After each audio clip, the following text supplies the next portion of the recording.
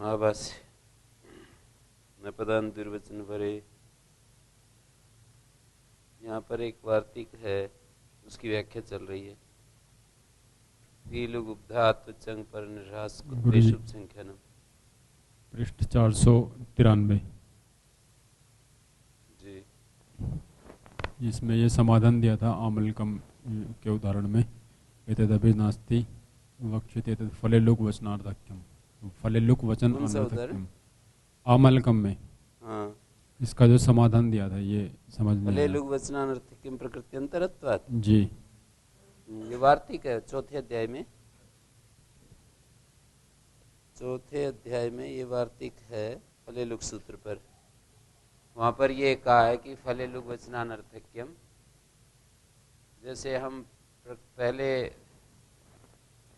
वृक्षवाची शब्द से फल को विकार अर्थ में प्रत्यय लाते हैं, और वो फल यदि विकार होता है, विकार कई चीजें हो सकती हैं, फल विकार होता है तो वो लुक हो जाता है प्रत्यय का। जैसे जम्बू शब्द है वृक्षवाची, स्त्रीवाची जम्बू शब्द है वृक्षवाचक, उससे विकार अर्थ में प्रत्यय लाए जम्बू शब्द से, तो विकल्प से वहां लुक कहा है। जम्बुआवा लक्षादिभ्यो अण, लक्षादियों से अण कहा है, जम्बुआवा लुक कहा है। फले लुक, जैसे आमल की वृक्ष है और उसका जो फल अवयव है, वृक्ष का फल अवयव, उसको बताने के लिए या विकार को बताने के लिए तो प्रत्यय का लुक कर दिया है। तो ये उसी को लेकर के कह रहे हैं फले लुक वचनानर्थक्यम प्रकृत्यंतरत्वात्, प्रकृत्यंतर होने से। तो इसमें क्या पूछना है? प्रकृत्यंतरत्वात् हेतु दिया ना, स्वतंत्र एक अलग प्रकृति होने से दिया ना। प्रदीप ने व्याख्या करके उसकी बताया कि बिंब बदर आमल आदि जो शब्द है ना, ये यौगिक शब्द नहीं है, बल्कि विशिष्ट फल जातिवाची एक स्वतंत्र अलग ही शब्द है। आमल की से आमल का नहीं बनाया जाता, आमल की एक अलग शब्द है वृक्षवाचक, और आमलकम एक पृथक शब्द है फलवाचक। इसी तरह से बिंब बदर इत्यादि जो शब्द है ना, बिंबी बिंबी बिंबी शब्द एक अलग है और बिंब शब्द एक अलग है, बदरी शब्द एक अलग है, बदर शब्द एक अलग है, ऐसा बता रहे हैं। बदरी और बदर ये स्वतंत्र दो अलग अलग शब्द हैं, तो उसमें करने की जरूरत नहीं है, क्योंकि ये आमल का उदाहरण इसी तरह से दिया ना। आमल की से पहले प्रत्यय लाए मयट, आमल की शब्द से मयट लाए, और जो मयट है, मयट क्या है? ये मयट प्रत्यय आजादी नहीं है, भय संज्ञा नहीं होगी। पहले जो उत्तर दिया था कि पोंद भाव से सिद्ध हो जाएगा, तो आमल की में तो पोंद भाव हो नहीं सकता, क्योंकि भस्याड़े तद्धिते धैवर्जित तद्धित परे रहते, भय संज्ञक को पोंद भाव होता है, धैवर्जित तद्धित परे रहते, तो ये तो भय संज्ञा होगी नहीं, ऐसे कहा।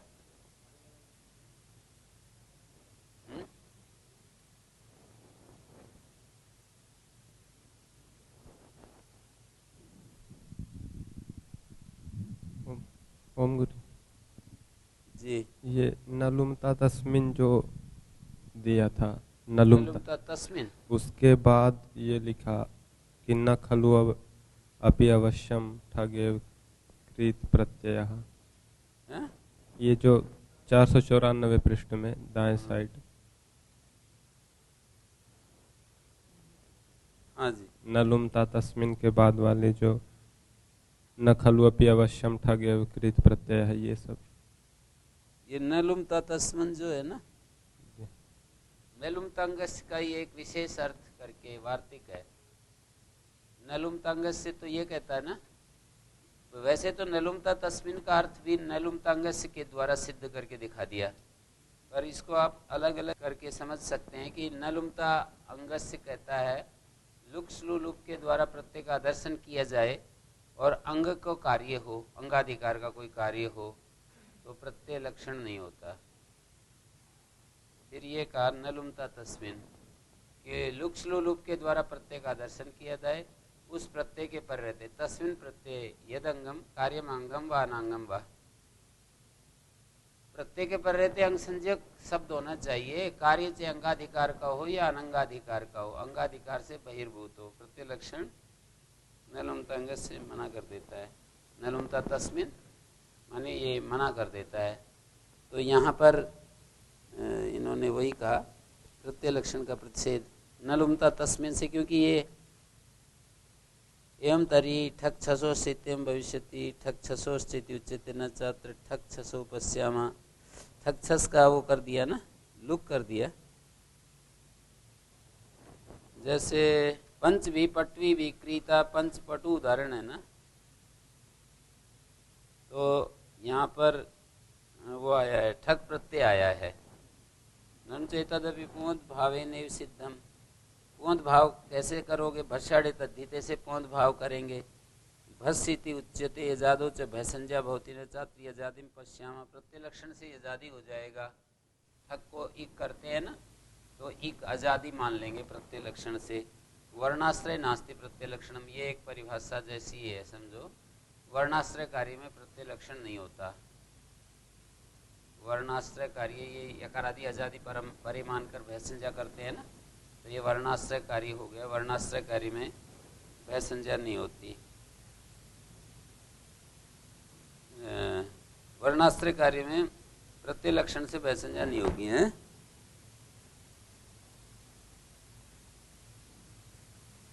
तो उसने ये कह दिया कि हम तरी ठक ससोश्च हो जाएगा, ठक छसोश्च इति उच्यते न चात्र ठक छसो पश्यामा। ठक छसोश्च छठे अध्याय के तीसरे पाद का 35 नंबर सूत्र है। ठक छस प्रत्यय तो है ही नहीं यहाँ, बोले प्रत्यय लक्षण से हो जाएंगे। अब ये न लुमता तस्मिन कहा है, न लुमता तस्मिन इसलिए कहा कि अंगाधिकार का कार्य नहीं है ना, ये छठे अध्याय के तीसरे पाद का कार्य है, तो वो भी हो जाएगा। अंगाधिकार से बहिर्भूत कार्य भी हो जाएगा। न लुमता तस्मिन सूत्र न्यास रखते हैं, या न लुमतांगस में भी ऐसा कर देते हैं। लुक्सलु लुप के द्वारा प्रत्यय का दर्शन होने पर यदंगम, लुप्ता लुप्ते प्रत्यय यदंगम, कार्यम तो आंगम व अनांगम व, कार्य जो है अंग अनांग को नहीं देखेंगे तो उसको हो जाएगा। न खलु अपि अवश्यम, फिर एक और बात कह दी, ठगेव व प्रत्यय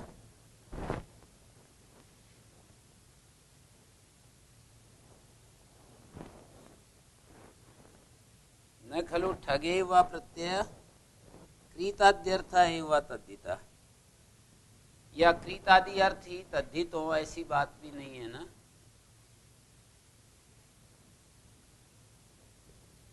किंतरी अन्य भी तद्धिता ये लोकम प्रयोजयंती। ये न लुमता तस्मिन के बाद ये क्या शुरू कर देता है, समझ में नहीं आता वहाँ। न खलु अपि, दो बात कही ना इन्होंने पूर्व पक्षी ने। एक तो कहा न लुमता तस्मिन इति प्रत्यय लक्षण से प्रतिषेधा, वो ऊपर जो समस्या आ रही थी ठक छसोश्च वाली, कि ठक छस को हम प्रत्यय लक्षण से मान लेंगे। न लुमता तस्मिन अंगाधिकार से बहिर्भूत कार्य होते हुए भी न लुमता तस्मिन से प्रत्यय लक्षण, न लुमता तस्मिन प्रत्यय लक्षण का प्रतिषेध कर देगा। पूर्व पक्षी ये कह रहा है कि प्रत्यय लक्षण नहीं हो सकेगा। और दूसरी बात पूर्व पक्षी ने ये कही कि ठग ही तो थोड़ी है कोई प्रत्यय है, या कृत आदि अर्थ ही तद्धित थोड़े हैं, किंतरी अन्य भी तद्धिता ये लोकम प्रयोजन थी, वार्तिक में लुक ग्रहण के प्रयोजक बनते हैं। ये जो वार्तिक है ना, लुग उपधा आत्व, लुक का प्रयोजन चल रहा है ना। लुकी किम उदाहरणम, लुकी किम उदाहरणम, सबसे पहले बिंबम बदरम दिया और इनको कह दिया पोंत भाव से सिद्ध हो जाएंगे। अच्छा तो आमलकम ले लो, क्योंकि यहाँ मयट है, भयसंज्ञा नहीं होगी, और पोंत भाव भयसंज्ञक को होता है। भस्याढ़े तद्धिते, धैवर्जित तद्धित में भयसंज्ञक को पोंत भाव होता है। तो उन्होंने कह दिया ये भी प्रयोजन नहीं है, क्योंकि ये तो आमल का एक स्वतंत्र शब्द है। अच्छा तो ये ले लो, पंच विपटवी विक्रीता, पंच पटु, ठीक है। तो यहाँ ठक प्रत्यय आया है, तो इस पर ये सारी बात चली। तो इन्होंने कह दिया न लुमता तस्मिन से प्रत्यय लक्षण का प्रतिषेध हो जाएगा, तो प्रतिषेध हो जाएगा तो लुक ग्रहण करना पड़ेगा वार्तिक में। यहाँ पूर्व पक्षी वो व्यक्ति है जो वार्तिक में लुक ग्रहण का समर्थन कर रहा है, लुक ग्रहण करना चाहिए ये आग्रह कर रहा है। और उत्तर पक्ष उत्तरदाता वो है, उत्तरदाता वो है जो कहता है कि लुक ग्रहण की कोई आवश्यकता नहीं। वार्तिक की दृष्टि से है ना। पूर्व पक्ष वो है, वैसे तो खंडन करने वाला हुआ करता है उत्तर पक्ष, और समर्थन मतलब किसी नया विधान करने वाला पूर्व पक्ष, पर ऐसा व्याकरण में तो कुछ चलता नहीं है।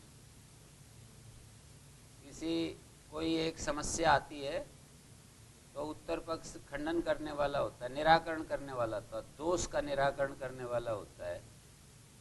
तो यहाँ वार्तिक की दृष्टि से कहेंगे तो वार्तिक बनाना, एक व्यक्ति ने कही कि वार्तिक बनाना चाहिए, दूसरा व्यक्ति कह रहा है नहीं बनाने की जरूरत। तो जो नहीं बनाना कह रहा है उसको हम उत्तर पक्ष के रूप में रख रहे हैं, समादाता के रूप में। तो वो ये कह रहा है जो वार्तिक बना रहा है ना, कि ठक ही कोई एक प्रत्यय थोड़ी, आप ठक की बात इतना ज्यादा ठक के ऊपर केंद्रित हो गए, और भी तो प्रत्यय हैं। ठक ही एक कृत प्रत्यय थोड़ी है, कोई और प्रत्यय भी तो आ सकता है। ठक छस सूत्र, ठक छसोस से सूत्र लगा दोगे, पर कोई और प्रत्यय आएगा तो ठक छसोस थोड़ी लगा दोगे है?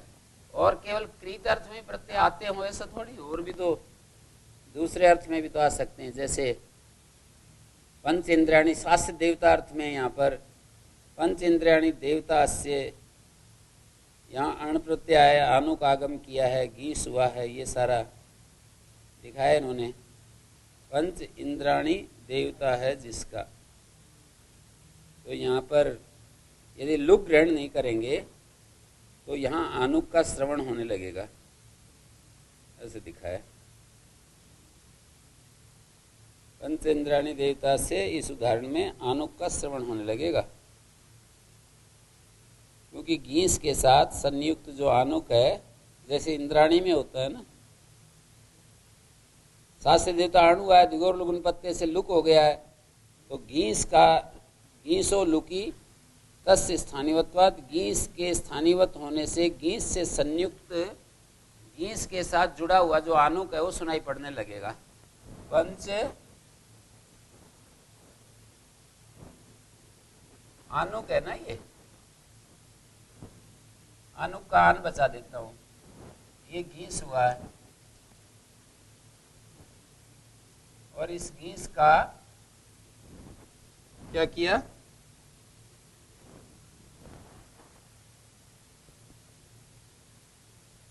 गीस का लुक किया ना, लुक तद्दित लुकी। तद्दित लुक होने पर यहाँ पर तद्दित अण प्रत्यय आया है, पंच इंद्राणी, हाँ इंद्राणी देवता से अण आया, तद्दित लुक होने पर स्त्री प्रत्यय का भी लुक, फिर आनुक का भी, उसके संयुक्त आनुक का भी लुक हो जाता है। दो चीज है यहाँ, गीस और आनुक, दोनों का लुक हो जाता है। संयोग शिष्टा नाम एक तरह पाए, उभयरप्य पाया है? लुक होता है जब ये लुक तद्दित लुकी से, तो पूरा मतलब पंच इंद्राण ये हलंत बचेगा या फिर मतलब पुमद भाव की तरह होता है?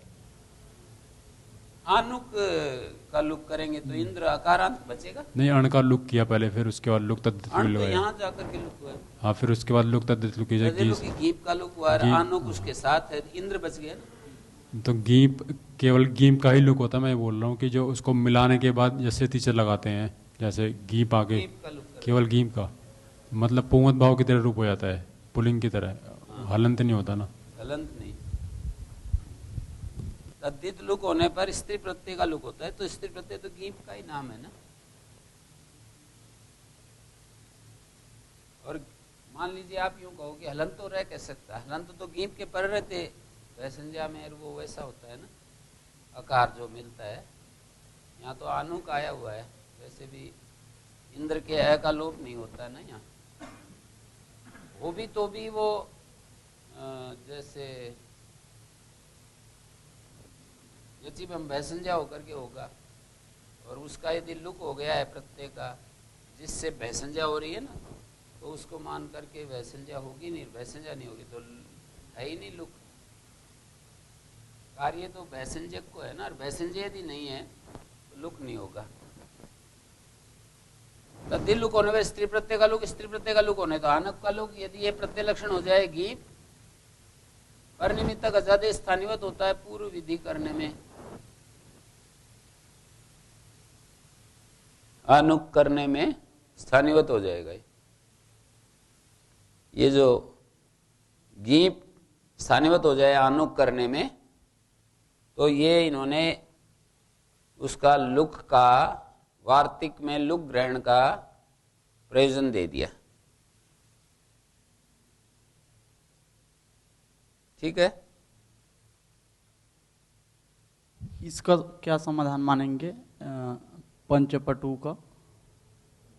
पंचपटु का जी, पंचपटु का हो गया ना, ये मतलब उसमें क्या प्रत्यय मानेंगे ये ठक प्रत्यय किया है ना, तो ठीक है, नलुमता तस्मिन प्रत्यय लक्षण का प्रतिषेध हो जाएगा है ना, नलुमता तस्मिन प्रत्यय लक्षण से प्रतिषेध। पंचपटु में भी लुक ग्रहण की जरूरत है ना। पंचपटु जो ठक आया है उसको प्रत्यय लक्षण से हेमतरी ठक छसो स्थित्यम भविष्यति, ठक छसो स्थिति उच्यते न चात्र ठक छसो पश्याम। अच्छा, तो समादाता ने कहा प्रत्यय लक्षण से ठक आ जाएगा, जरूरत नहीं है लुक ग्रहण की, वार्तिक में लुक ग्रहण की आवश्यकता नहीं है, ठक छसोष्ट पूर्ण भाव हो जाएगा। तब ये पूर्व पक्षी जो लुक ग्रहण का समर्थन कर रहा है वो ये कह रहा है कि न लुमता तस्मिन से प्रत्यय लक्षण का प्रतिषेध हो जाता है, प्रतिषेध हो जाता है तो हमारे को ठक नहीं मिलेगा, परे ठक नहीं मिलेगा, ठक छसोष्ट पूर्ण भाव नहीं कर सकते, पूर्ण भाव नहीं कर सकते, तो यहाँ पर हमको ये लुक ग्रहण करना पड़ेगा वार्तिक में, वार्तिक में ही लुक ग्रहण करना पड़ेगा। ठक छसोष्ट की बात कही थी ना इसने, वो नहीं हो सकती। पंचपट्वी जो शब्द है होता है गीस, पंचपट्वी गीस, ये गीस होकर के पट्टी बना है, तो पंचपट्वी और ठक आ गया, और यहां पर अध्यर्थ बूर्ध दिवलुक संज्ञान से लुक हो गया।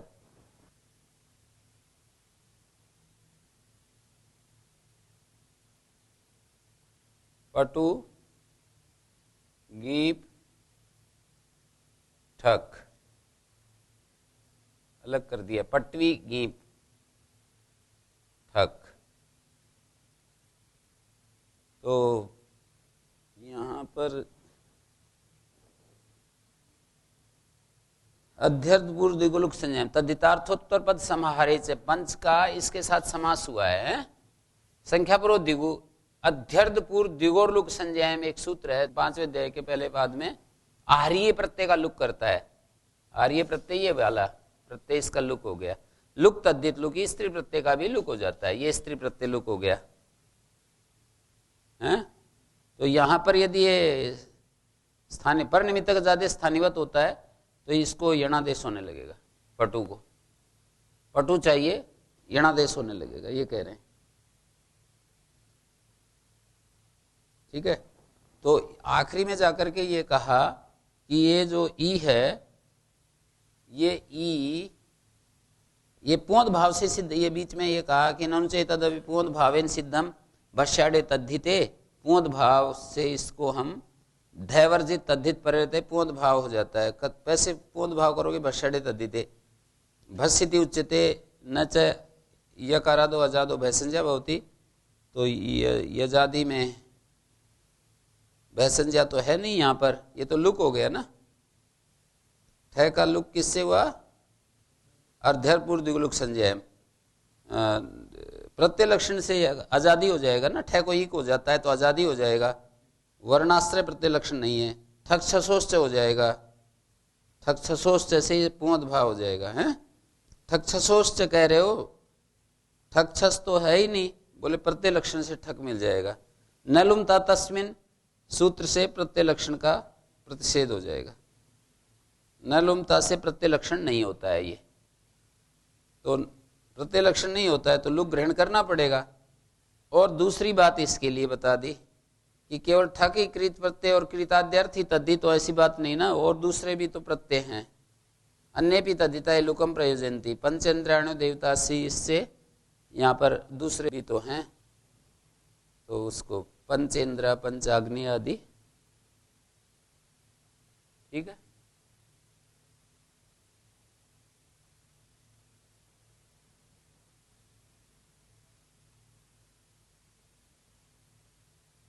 ये 5 थे ना, क्री कौलुप्तम न स्थानीवत एक होगा, लुक, लुक वाला पूरा हो गया। अब तीसरा उपधात्वे, उपधात्व वाला उदाहरण ले लो। चंग पर निर्हास आगे आएगा और कुत्व आएगा। तथा उपधात्वे किम उदाहरणम पिपठिष्यते अप्रत्यय,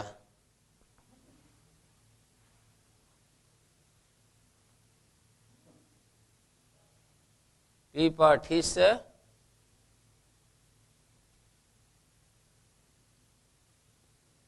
अप्रत्यय मानी क्विप प्रत्यय, अतो लोपा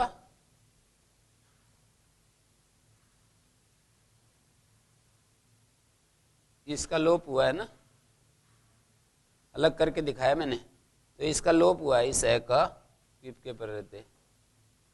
अब ये वह का भी वेर प्रत्यय से लोप होता है, स्वाद्युत्पत्ति करके सु हल्ग्यादि लोप, ससद सो रू होता है, इससे को असिद्ध होकर के सकारांत पद दिखेगा ना। पिपठी सते अप्रत्यय, तो यहां उपधात्व, इसकी उपधा संज्ञा करनी है हमको। रेफांत की उपधा को दीर्घ होता है, पर निमित्तक अजादेश से स्थानीवत होता है पूर्व विधि करने में। ये स्थानीवत हो जाए पूर्व विधि करने में तो ये उपधा संज्ञा नहीं बनेगी इसकी, ई की। रोर उपधा है दीर्घ का, रेफांत की उपधा को दीर्घ होता है ना। नैतस्ति दीर्घ विधि प्रति न स्थानीवत, इदं तरी शौरी बला का दूसरा उदाहरण दे दिया। शौरी बला का नैतस्ति यलोप विधि प्रति न स्थानीवत, शौरी बला का तो 490 पृष्ठ पर दिया ही है। इदं तरी पारिखे, परीखा अण 6 ये स्थिति है। परीखा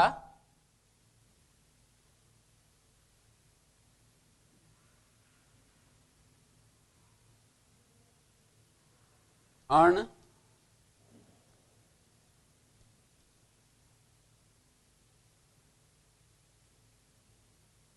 परीखा शब्द चातुर्थी के अणि कृते आकार लोप स्थानीवत्वात्, स्थानीवत्वे ही सोपधत्व विहन्नेत, स्थानीवत्व हो जाए, ये का लोप, ये 6 को ये होता है और इस ए का लोप होता है। यदि ये स्थानीवत हो जाए तो इसका खोप धत्व नष्ट हो जाएगा। ये वाले स्थानीय ये ए के पर रहते इस ए का लोप। परीक्षा शब्दात चातुर्थी के अणि कृते, हाँ अण भी किया है, चातुर्थिक अण किया है, फिर 6 किया है, और आकार लोपस स्थानीवत्वात्, ये जो है पारिख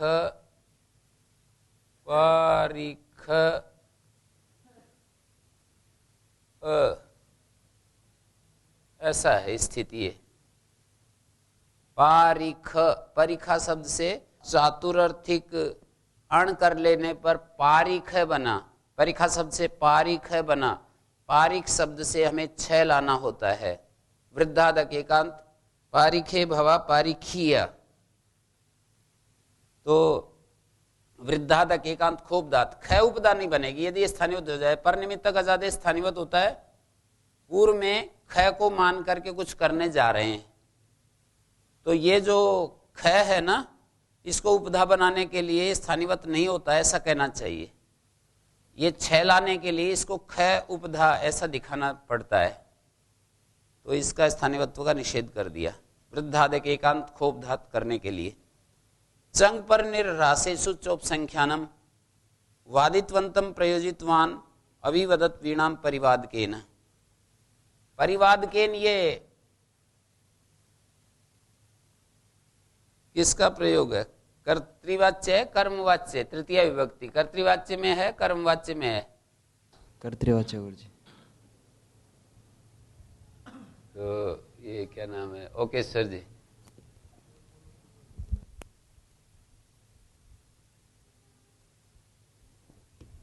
कर्तृवाच्य है गुरुजी, प्रयोज्य कर्ता में द्वितीय हो रही है।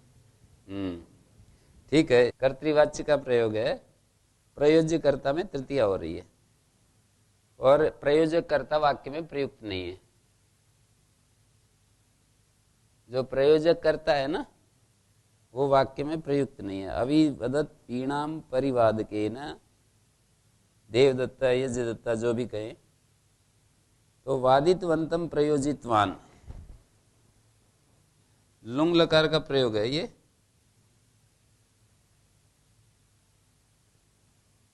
वद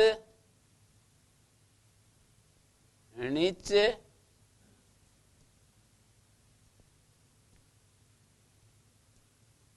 टिप का तय।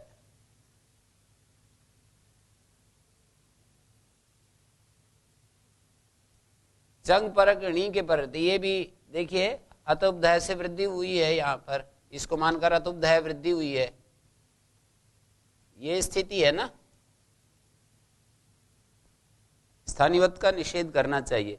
चंग परक णी के परत, ये वाला जो णी है ना, इसका स्थानीवत का निषेध करना चाहिए, जिससे कि उपधारस हो जाए। यदि यहाँ पर स्थानीवत हो जाता है, पर निमित्तक अजादे स्थानीवत हो जाए पूर्व विधि में, तो उपधा नहीं मिलेगी। ये जो वाद है, ये उपधा नहीं मिलेगी।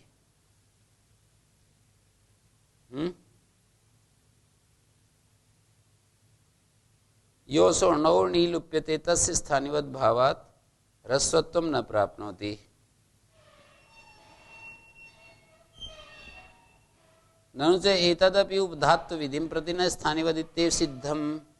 कहते हैं इसको भी तो उपधात्व विधि में स्थानीवत, उपधात्व ही तो बनाना है इसका, उपधात्व विधि में न स्थानीवत भवति। ये अलग से चंग पर निर्हासे की आवश्यकता नहीं पड़ेगी। यदि उपधात्व विधि में स्थानीवत नहीं होता, उससे काम हमारा चल जाए तो।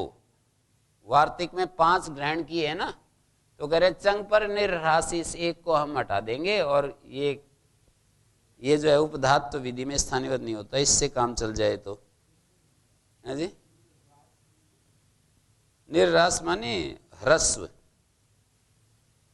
चंग पर निर्रास ह्रस्व।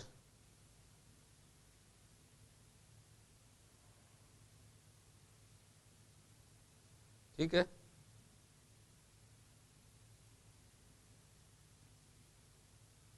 विशेषतः एतद् वक्तव्यम, विशेषता माने विशेषे, सर्वविभक्त्यंत तसी होता है। विशेषतः में जो तस प्रत्यय है ना, वो सर्वविभक्त्यंत होने से विशेषे अर्थ में हो जाता है।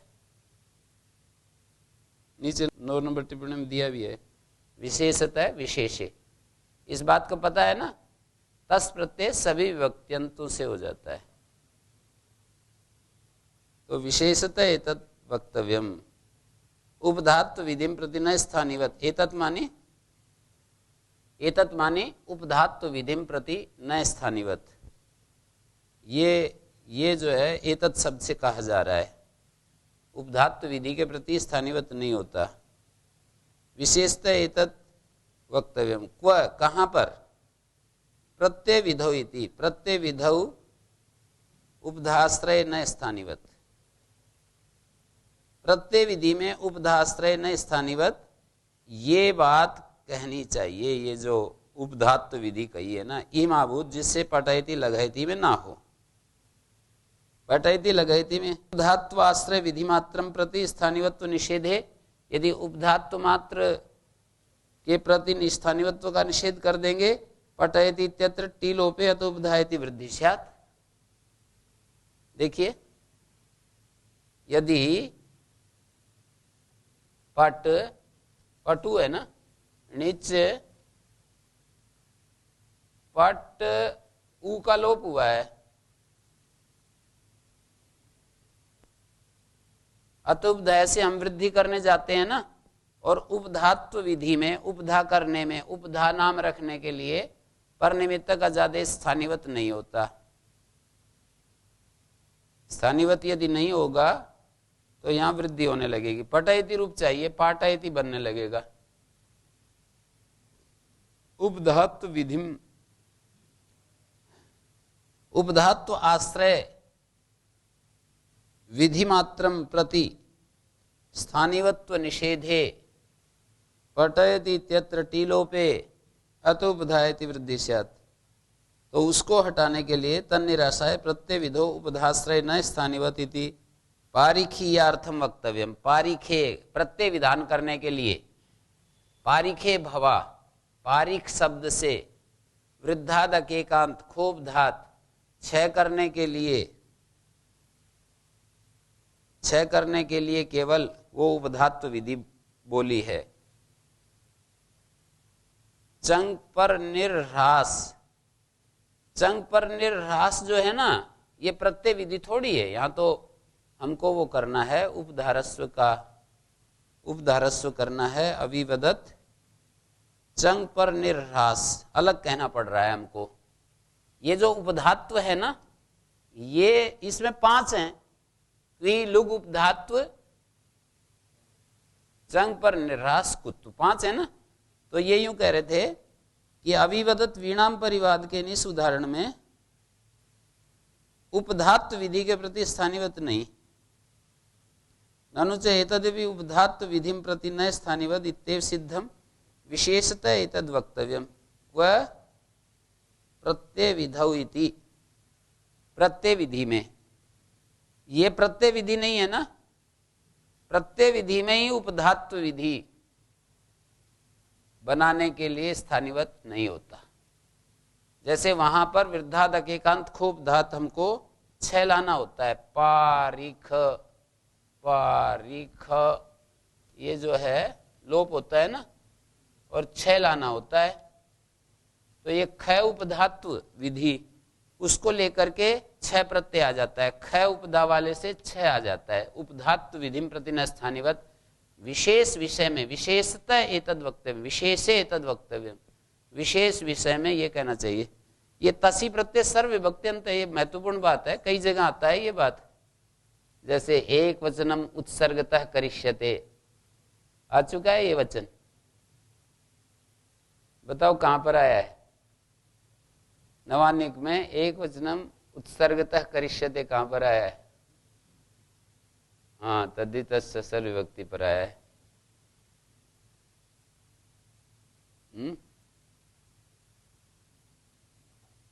शेषे प्रथमा पर भी ऐसा एक वचन आएगा। शेषे प्रथमा महावास में प्रथम इति उत्सर्गतः करिष्यते, उत्सर्गतः करिष्यते। द्वेकयोर द्विवचने एक वचने है ना, उसको पकड़ के कह रहे हैं एक वचनम इति उत्सर्गतः करिष्यते। द्वेकयोर द्विवचने एक वचने जो है उसको पकड़ कह रहे हैं कि एक वचनम इति उत्सर्गतः करिष्यते। द्वयोर द्विवचने बहुषु बहुवचनम और एक वचनम, बस द्विबहुवोर द्विवचन बहुवचन, ऐसा सूत्र बनाएंगे। एक वचनम अलग से। तो मैं उस उत्सर्गता की बात को लेकर के बता रहा हूं कि उत्सर्ग शब्द से तसी प्रत्यय जो है ना, एक वचनम इति, या तो यूं कहेंगे उत्सर्गता किस विभक्ति के अर्थ में है? एक वचनम इति उत्सर्गतः करिष्यते। आप लोग तो तसी प्रत्यय पंचमी के अर्थ में आता है ऐसा परिचित हो कि तसी को देखते ही ग्रामतः आगच्छति, नगरतः आगच्छति, ऐसा अर्थ निकलता है। आप लोग ऐसे परिचित हैं उससे, तसी से। पर जैसे यहाँ विशेषतः एतद् वक्तव्य, विशेषे एतद् वक्तव्य, सप्तमी के अर्थ में तसी हो रहा है यहाँ। तो कहीं जो है वो किसी विभक्ति के अर्थ में हो जाता है, कहीं किसी विभक्ति के अर्थ में।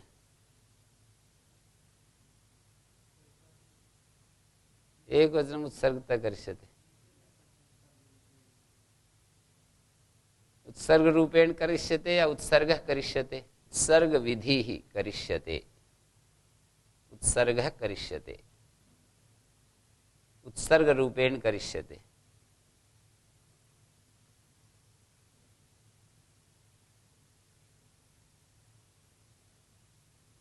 उत्सर्ग का अर्थ होता है सामान्य, सामान्येन करिष्यते।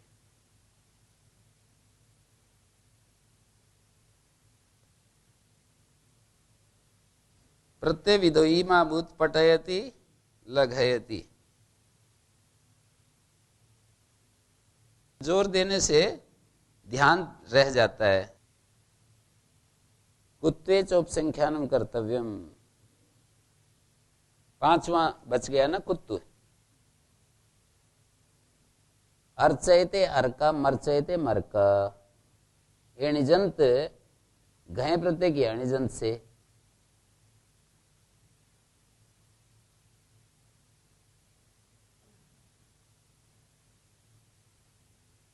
अर्का में कर्म में घय प्रत्यय, चजो को घुण्यतों से कुत्तु होता है। बिल्कुल, अर्चयते तो निजंती है ना। अर्च धातु है निच घय, नेरनेटी से नीलोप होता है। पर निमित्तक अजादेश स्थानीवत होता है पूर्व में, तो ये कुत्तु रुक जाएगा यदि ये स्थानीवत का निषेध हो जाए तो। स्थानीवत्व का कुत्वे च उपसंख्यानम, किस चीज का उपसंख्यान करना चाहिए? पर निमित्तक अजादेश स्थानीवत नहीं होता। यदि ये स्थानीवत हो जाए, ये नहीं स्थानीवत हो जाए, तो चजो के घिरने तो घितनित परे रहते, जकार जकार को कवर्ग होता है, तो बीच में व्यवधान आ जाएगा ना। नैतद घयंतम, समादाता कहता है, माने इस वार्तिक के विरोधी व्यक्ति जो सामने खड़ा है, कि ये घयंत नहीं है, ओणादि का ऐसक है शब्द। और तस्मिन आष्टमिकम कुत्वम, घयंत नहीं है। एरच, एरच है प्रसंगात, घयंत नहीं है। यदि ये हम घय करना चाहेंगे तो एरच इवर्णांत से तो अच हो जाता है, इवर्णांत से तो अच प्रत्यय हो जाता है ना, तो घय कैसे करोगे?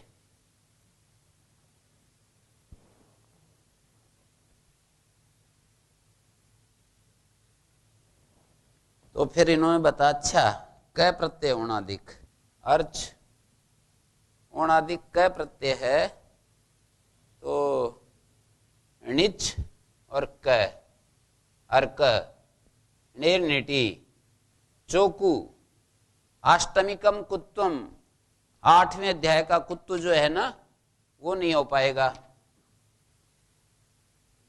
ये तो चजो को गण्यतों की बात थी। अब कह रहे हैं यदि ये स्थानीयवत हो जाए तो चौकु सूत्र कैसे लगेगा?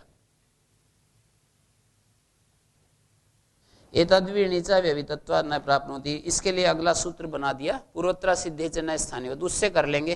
कुत्तु की क्या जरूरत है?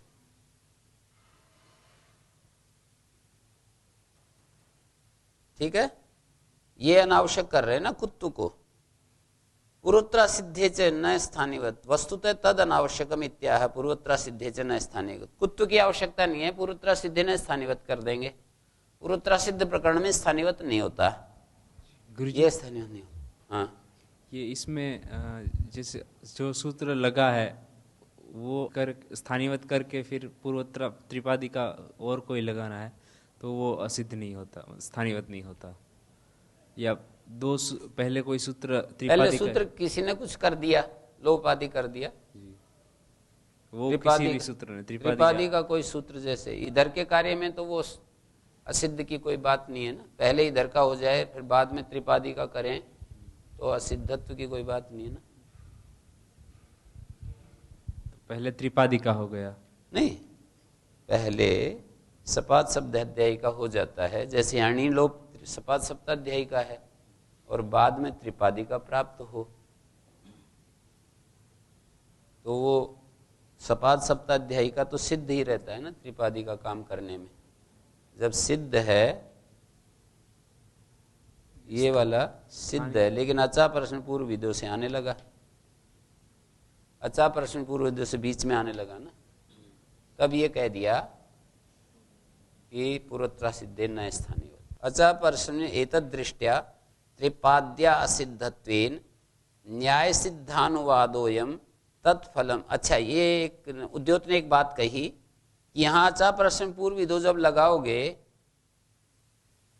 अचा प्रश्न पूर्व विदो लगाओगे, पर निमित्तक अजादेश स्थानीयवत होता है पूर्व विधि करने में, तो अचा प्रश्न की दृष्टि में त्रिपादी असिद्ध हो जाएगी ना। अचा प्रश्न एतद दृष्टिया त्रिपादी असिद्ध हो जाएगी। अचा प्रश्न पूर्व विदो के लिए तो त्रिपादी असिद्ध है ना, त्रिपादी का कार्य त्रिपादी नहीं आएगी ना बीच में। अचा प्रश्न पूर्व विदो पर निमित्तक अजादेश स्थानीयवत होता है पूर्व विधि करने में, तो अब त्रिपादी तो है ही नहीं, समझो। न्याय सिद्धानुवादोयम तत्फलम तो अतिदेशांतराणाम,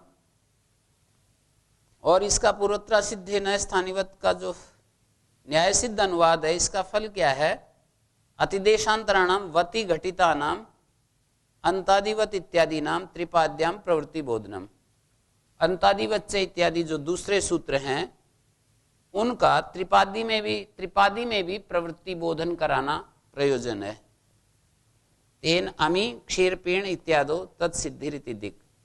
जैसे क्षीरपेण है, प्रातिपदिकांत नुम विभक्ति सूचे सूत्र लगाते हैं, क्षीर प, क्षीरम पाती क्षीर प, और टा विभक्ति लाए, टा को इन हो गया, और आद गुणा से गुण होकर के क्षीर पे न। प्रातिपदिकांत नुम विभक्तिषु, प्रातिपदिकांत नुम विभक्तिषु आदिवत भाव होकर के विभक्ति में नकार दिखेगा।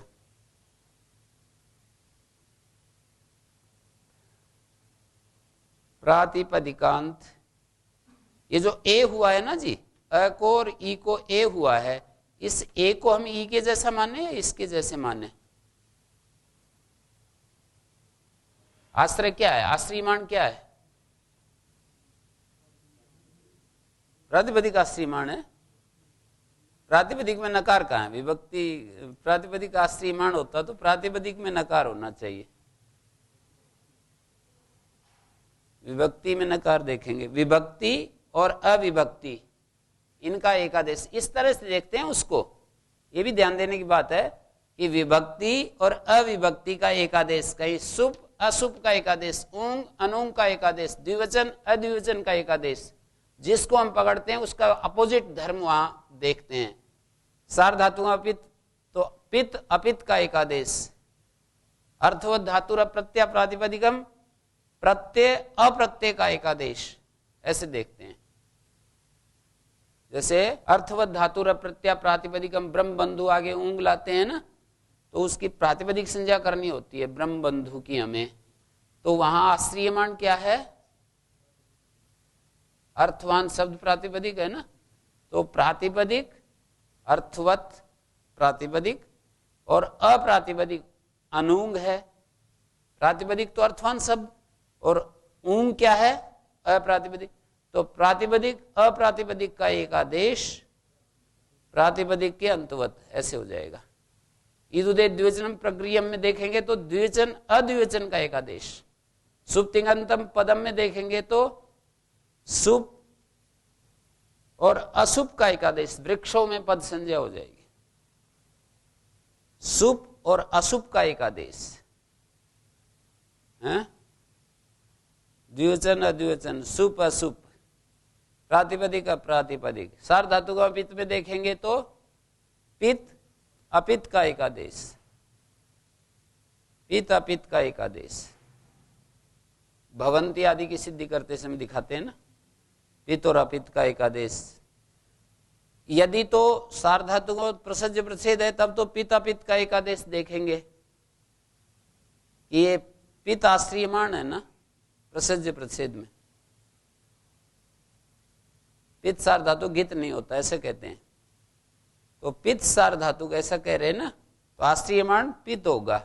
और यदि पर्युदास है तो अपित और पित, अपित और पित का एक आदेश अपित जैसा माना जाएगा। तो आश्रियमाण अपित होगा। तो देखिए अंतर ध्यान देने की बात है। पित और अपित का एक आदेश, ये तो प्रसज्य प्रच्छेद में कहेंगे, और पर्युदास में अपित पित का एक आदेश, ऐसे बोलेंगे। पहले अपित बोलेंगे फिर पित, अपित पित का एक आदेश, अपित और पित का एक आदेश अपित जैसा माना जाएगा पर्युदास में, और प्रसज्य प्रदेश में पित और अपित का एक आदेश पित जैसा माना जाएगा। प्रातिपदिक और प्रत्यय, तो प्रत्यय की दृष्टि से प्रातिपदिक आश्रयमान हो गया। नहीं, वो सूत्र में देखेंगे, सूत्र में आश्रयमाण देखेंगे, सूत्र में देखते हैं। हाँ, जैसे सुप तिङंतम पदम सूत्र है जी, तो वहां पर सुप आश्रयमाण है। इदुदे द्विवचनम प्रग्रियम में देखेंगे द्विवचन आश्रयमाण है।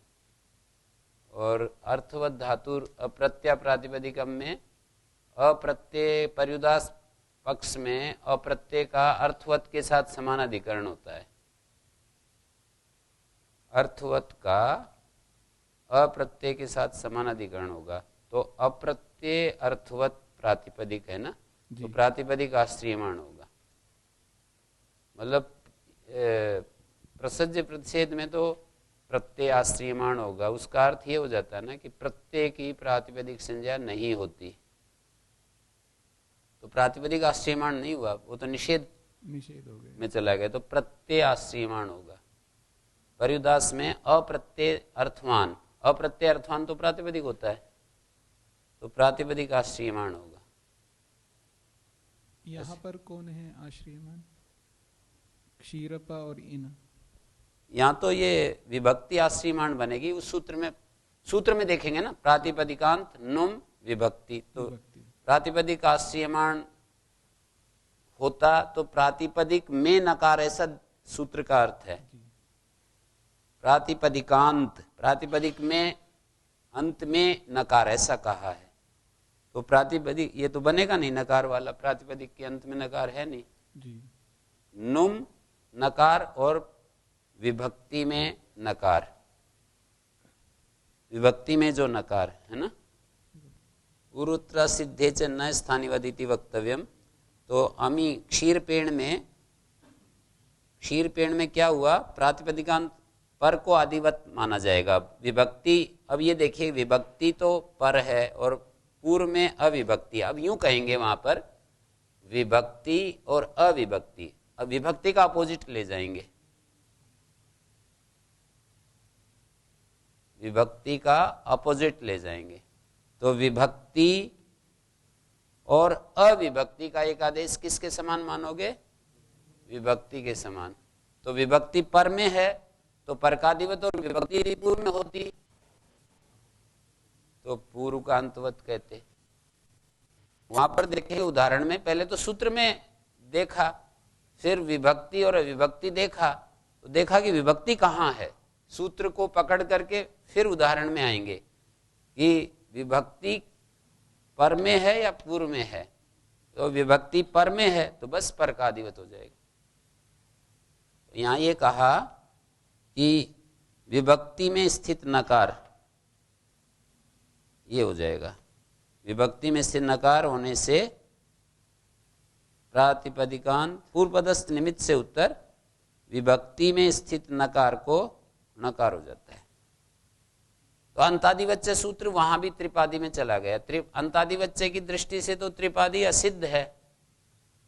उस सूत्र में वो सूत्र अपना यहां आकर के कार्य नहीं लाभ ले सकता है। जो प्रातिपदिकांत नुम विभक्ति सूत्र है वो अंतादिवच्य के पास आकर के अपना लाभ नहीं ले सकता, लेकिन ये सूत्र वहां जाकर के यथोद्देश्य और संज्ञा कार्यकाल जैसी स्थिति बन गई।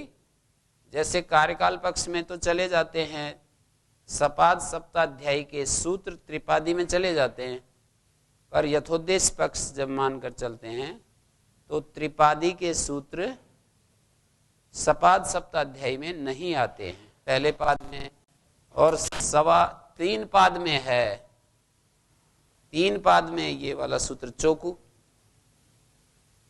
तो अचा परस्मिन पूर्वोत्तरा सिद्धे न स्थानिवत के उदाहरण अलग दिए हैं। वैसे पूर्वोत्तरा सिद्धे हम इसको चौकू को भी ले सकते हैं, तो चौकू जो अभी बना रहे थे ना वो भी ले सकते हैं। कै प्रत्यय किया चौकू, झल परे रहते चवर को कवर्ग होता है। कार्यकाल पक्ष में ये सूत्र उधर क्यों नहीं जा पाते? कार्यकाल पक्ष में नहीं, यथोद्देश्य पक्ष में वो नहीं आ पाते, कार्यकाल पक्ष में तो ये सूत्र चले जाते हैं, ऐसे बोला गया है। यथोद्देश्य पक्ष में 3 पाद के सूत्र 7.25 अध्याय में नहीं आ सकते हैं यथोद्देश्य पक्ष में।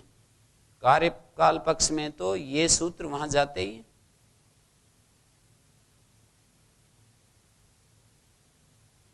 गुरुजी, इसमें अच परस्मिन पूर्वविदो है और चौकू है, तो जब स्थानीवत करेंगे पर निमित्तक अजादेश स्थानीवत होता है पूर्व में विधि करने के लिए, तो वो पूर्व विधि नहीं मिलेगी क्योंकि वो आएगा नहीं चौकू। हाँ, तो इसलिए फिर वो स्थानीवत हो ही नहीं पाएगा।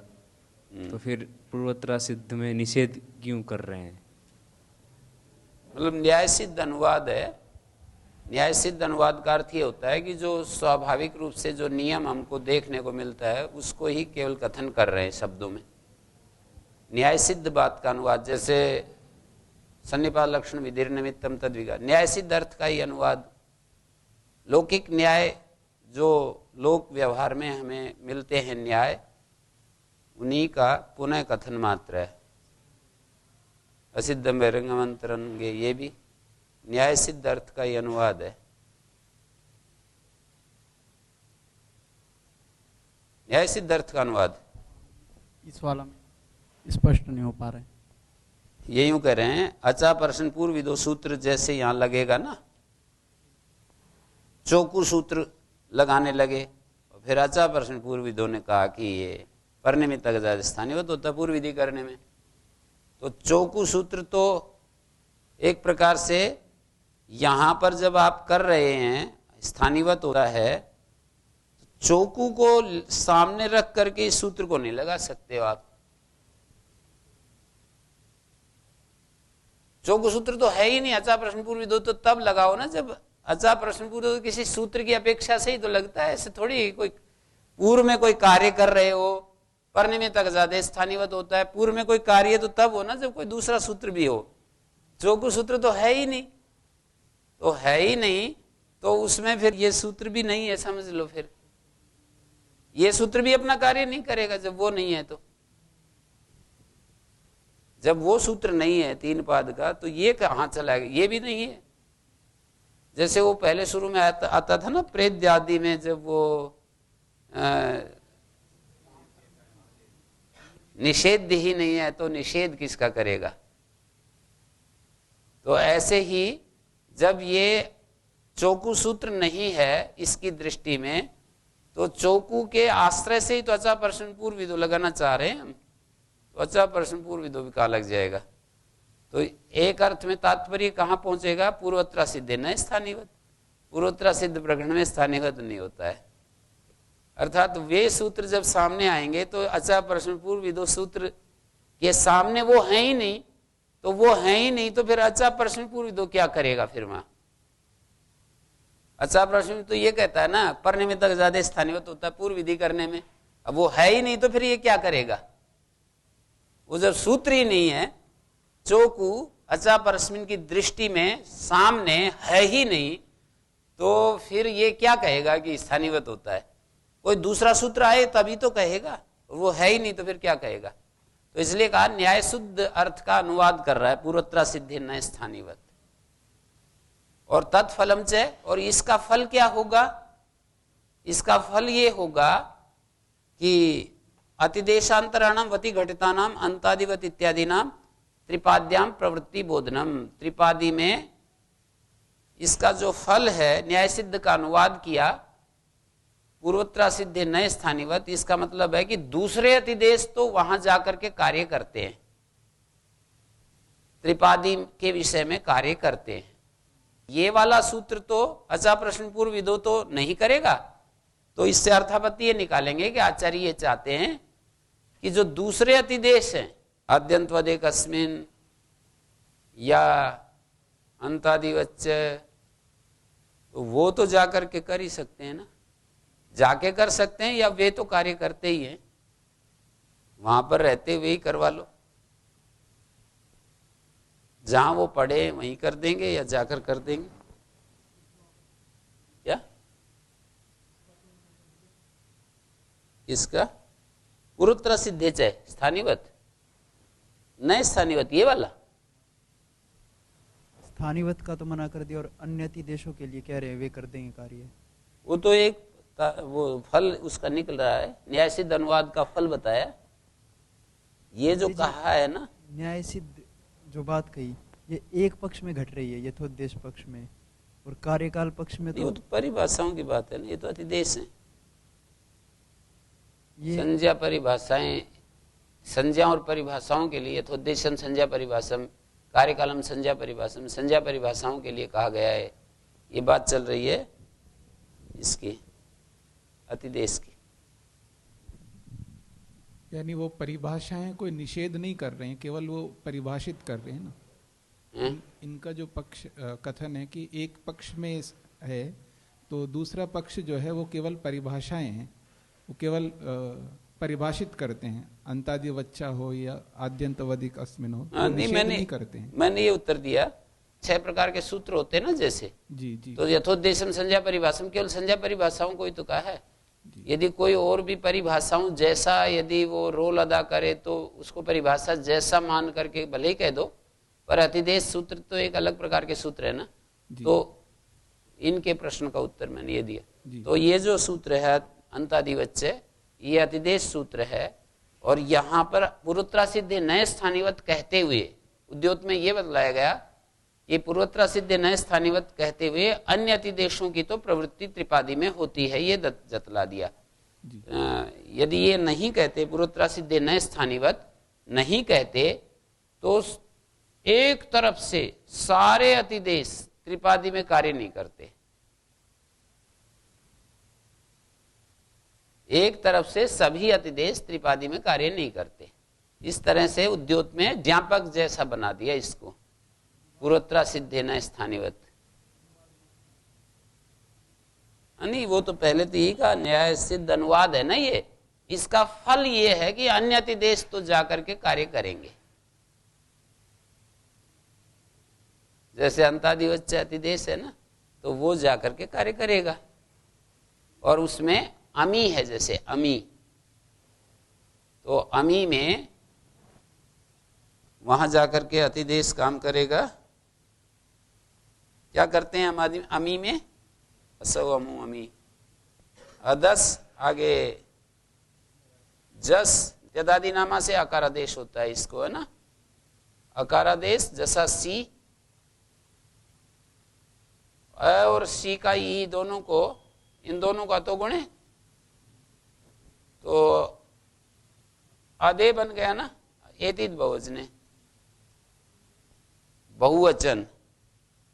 अब यहां पर देखिए बहुवचन और अबहुवचन का एकादेश, ये तो बहुवचन है, अब वहां उसका अपोजिट लेंगे, आश्रियमाण जो बहुवचन है ना, बहुवचन ये सी है और अबहुवचन ये अ है, इन दोनों का एकादेश एतीत बहुवचने में बहुवचने के अनुसार चलेंगे ना हम, तो बहुवचन है बहुवचन का एकादेश बहुवचन के समान हो गया, पर के आदिवत हो गया। अंतादिवच्य नहीं तो करवाया जाकर के ये काम, अंतादिवच्य एतीत बहुवचने में जाकर के काम किया। वैसे तो देखोगे तो अंतादिवच्य जो सूत्र है वो यदि इसको परिभाषा मान लें अंतादिवच्य को, तब तो यथोद्देशम संज्ञा परिभाषम आप लगा करके इस न्याय को यथोद्देशम संज्ञा परिभाषम प्रयोग करके आप कह सकते हो कि ये अंतादिवच्य चला जाएगा एतीत बहुवचने के पास। नहीं, पर ये परिभाषा मानना पड़ेगा ना, इसको अंतादिवच्य को परिभाषा सूत्र सिद्ध करना पड़ेगा कि एक परिभाषा है, ये परिभाषा तो है वो जा सकता है। कार्यकाल यथोद्देश केवल संज्ञा और परिभाषाओं के विषय में है ना, इसके लिए थोड़ी, अतिदेशों के लिए बात थोड़ी थी। तो ये जो अतिदेश सूत्र है अंतादिवच्य, ये वहां जाकर के ऐसे कह रहे हैं। किम प्रयोजनम, क्या प्रयोजन है?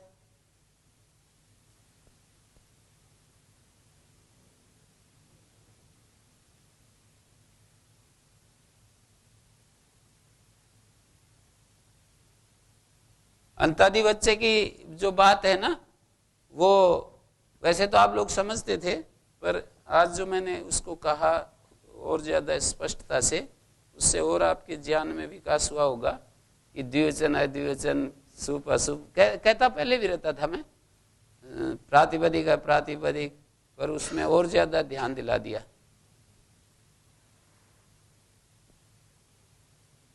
किम प्रयोजनम, प्रयोजनम क्षलोपा सलोपे, क्षलोपा सलोपे प्रयोजनम। अदुग्ध दुग्धा जैसे दूह धातु है, दूह और आगे है क्ष और ये तय है। लुग्वादूदि लुग ग्रहणम न कर्तव्यम भवति।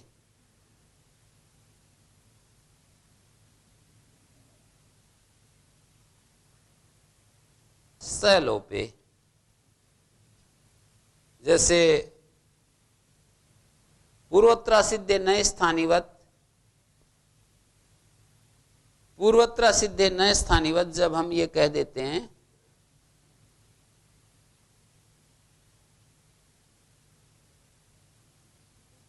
वो जो उसमें लुग ग्रहण नहीं करेंगे तो लोप की अनुवृत्ति आएगी और अंत में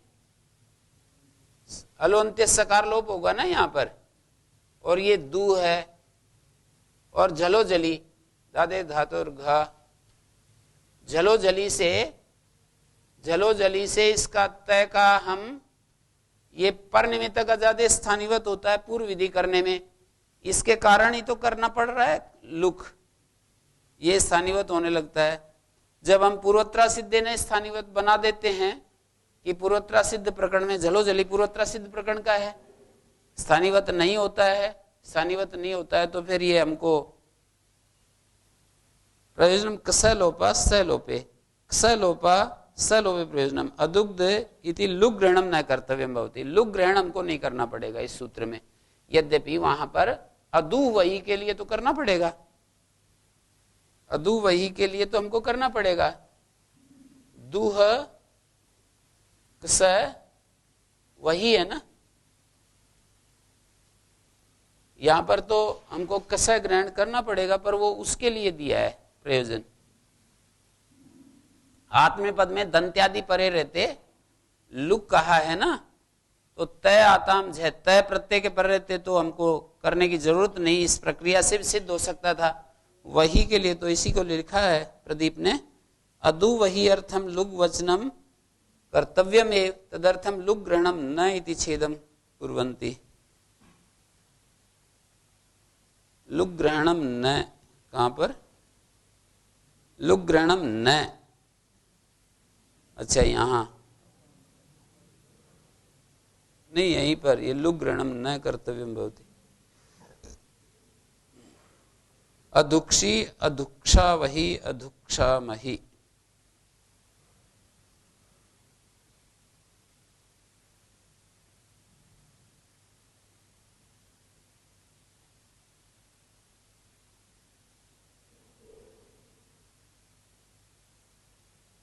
कर्तव्यम भवति। लुग ग्रहणम न कर्तव्यम भवति। आत्मनेपदे दन्ते इति लुग ग्रहणम न कर्तव्यम भवति, अवश्य कार्यमित्यर्थ। कसस्य अंतलोपे जलो जलीति तदि अल्लोप स्थानीयत्वम न। गुरुजी हाँ, ये सलोपः सलोपे प्रयोजनम, इसका शब्दार्थ कैसे करेंगे? सलोपः सलोपे प्रयोजनम, सलोप जी सलोपे, स का जहां लोप कर रहे हैं ना जलो जली, उस विषय में जहां जलो जली लगता है उस विषय में सलोप ये प्रयोजन है पूर्वोत्तरा सिद्धि न स्थानीवत का। स के लोप विषय में क्ष लोप प्रयोजन, अर्थात कस का लुक नहीं करना पड़ता। लुग ग्रहणम न कर्तव्यम भवति।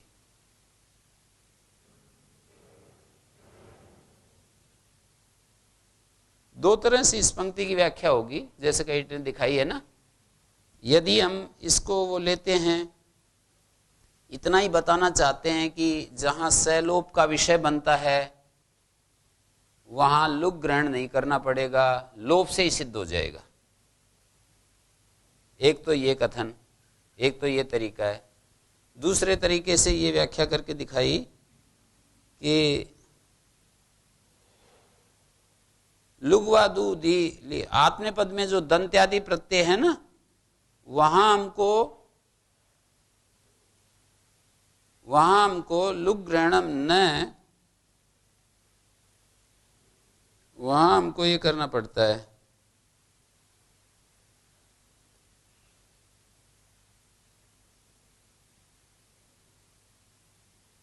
वहां हमको ये करना पड़ता है न तरिदानीम योग वक्तव्य इति अनुयोगोत्तरम वक्तव्यश्च इति उत्तरस्य किं प्रयोजनम् इत्यादि का सर्वत्र समुपलभ्यन्ते। अदु वही अदि वही अली वही तिरूपाणि तु लंगी साधनीयानि अगु वही तिरूपम वेदे च वैदिकत्वाद् अदि प्रवृत्तिभ्यः सप। कसस्य अंत्यलोपे जलो जली इत्यादौ सैलोपे तदीय अल्लोप स्थानिवत्वम न। प्रदीप ये कह रहा है अदु वही के लिए लुग ग्रहण कर्तव्यमेव अदु ही कसैलोपा सैलोपे प्रयोजनम अदुग्ध अदुग्धाः तदर्थम लुग ग्रहणम न इति छेदम कुर्वन्ति कर्तव्यम भवति। इसका इति उत्तरम लुग ग्रहणम न, जो ये बात थी, कोई यूं कहे कि लुग ग्रहण नहीं करना पड़ता, वो तो करना ही पड़ेगा, अवश्य कर्तव्यम भवति। स्पष्ट हुआ कुछ? प्रयोजनम सैलोपा, ये जो पूर्वोत्तरा सिद्ध नए स्थानीवत जब हम कह देते हैं, पूर्वोत्तरा सिद्ध नए स्थानीवत, पूर्वोत्तरा सिद्धे से नए स्थानीवत ऐसा कहना चाहिए। किस लिए कहना चाहिए? कहते प्रयोजनम सैलोपा सैलोपे, सैलोपा प्रयोजनम सैलोपे, सैलोप विषय में सैलोप प्रयोजन है।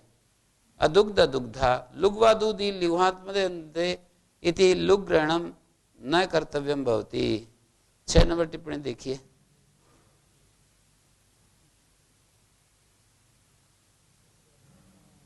वादुदी वादुह दीह इत्यादिकम एव कर्तव्यम। पूर्व सूत्रात् क्षय पदानुवृत्त्या अंत लोपे, अंत का लोप हो गया, क्षय पद की अनुवृत्ति ले आए। सकार से झलो जली लोपाइति भावा दूदी ली इति लुग ग्रहणम न कर्तव्यम भवति। माने ऊपर से वादुदी इत्यादि का में कर्तव्य, पूर्व सूत्र से क्षय पद की अनुवृत्ति करके अंत का लोप करके सकार का झलो जली लोप कर देंगे, वहां पर लुग वादुदी ली गुमात्म पदे दंते, लुग ग्रहण नहीं करना पड़ेगा। ऊपर से लोप की अनुवृत्ति लाएंगे, सकार का लोप कर देंगे और ये नहीं करना पड़ेगा। 2 नंबर टिप्पणी में दिया है अर्का मरका, अर्का तो सूर्य होता है, मरका जो है वानर होता है, ऐसे दिया है इन्होंने, रघुनाथ जी ने। अर्क है मरका, 2 दिए ना, अर्चयते अर्क, मरचयते मरका, मरका का मतलब वानर, मरचयते मरका। मर्च धातु किस अर्थ में? मर्च प्रश्रवण, मर्च च गज, गज मार्ज शब्दार्थो मर्च च, घ्री प्रश्रवण है भाई। तो मर्च धातु शब्दार्थ में है, तो शब्द तो करता है वो शब्द अर्थ में। सैलोपे सैलोपे प्रयोजनम, सैलोपा सैलोपे प्रयोजनम, वहां पर हमको लुग ग्रहण नहीं करना पड़ेगा, ऊपर से अनुवृत्ति लाएंगे और जलो जली से सकार लोप कर देंगे।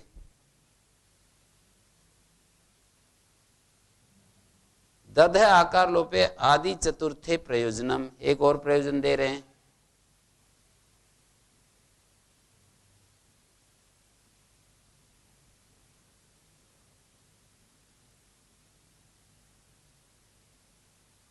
धत से धध्वे, दधस्तथोश्च इति चकारो न कर्तव्यो भवति। ये धा धातु का रूप है, बनाते हैं हम लट लकार में। लट के स्थान में थास और थासा से और धा धा दुर्वचन।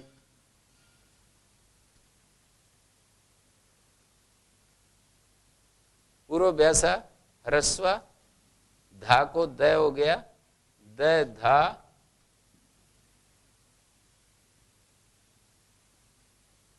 स्नाभ्यस्तयोर आता एक सूत्र है, ई हल्ले गो स्नाभ्यस्तयोर आता।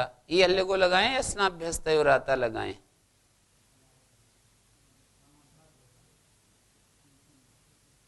हैं? किंगति निपुण बोल रहे? हाँ, तो किंगत तो है सार धातु का अपित।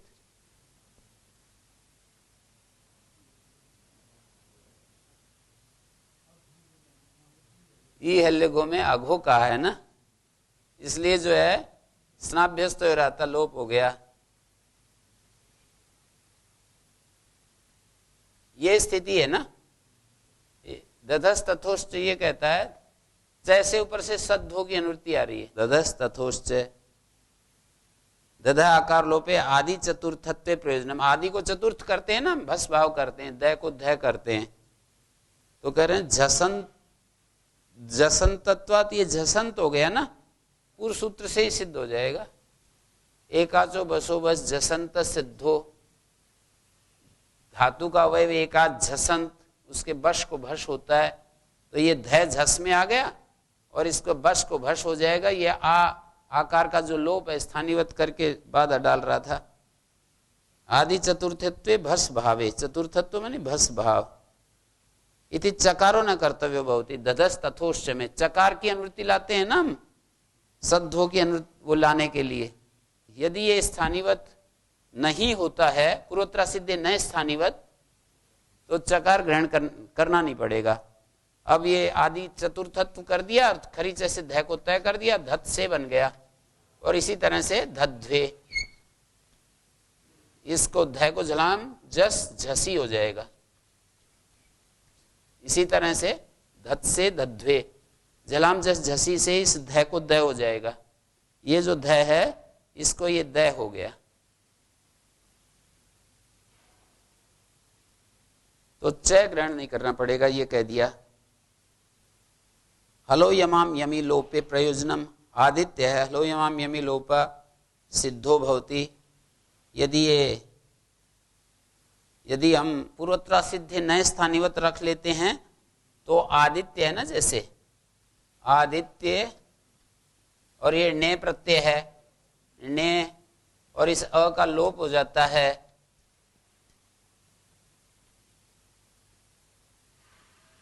हलो यमाम यमी लोपा देख रहे हैं, हल से उत्तर यम का लोप, यम के बरते बीच में अ आने लगता है, पूर्वोत्तरा सिद्धे नए स्थानीवत। और देखिए अल्लोप नीलोपो संयुगांत लोप प्रवृत्तिषु प्रयोजनम। अल्लोप और नीलोप संयुगांत लोप प्रवृत्ति में प्रयोजन बनते हैं। पापच्यते पापक्ति और यायजते यायष्टि, पाचयते पाक्ति याजयते याष्टि। प्रवृत्ति शब्द प्रकारवाची है यहाँ पर। संयुगांत लोप जय इत्यादि में, प्रवृत्तिषु माने इत्यादि में।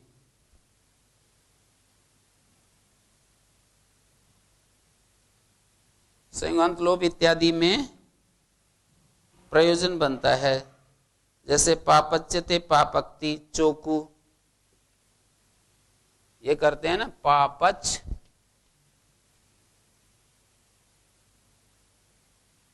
पक्ति।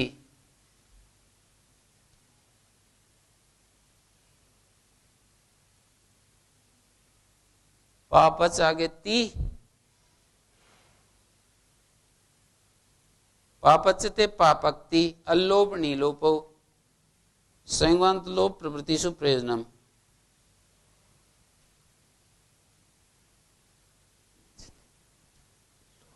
अच्छा, ये पापच्यते दिखा रहे हैं ना, तो पापच्य धातु है यंगंत, ये यंगंत धातु है और इसका अतोलोपा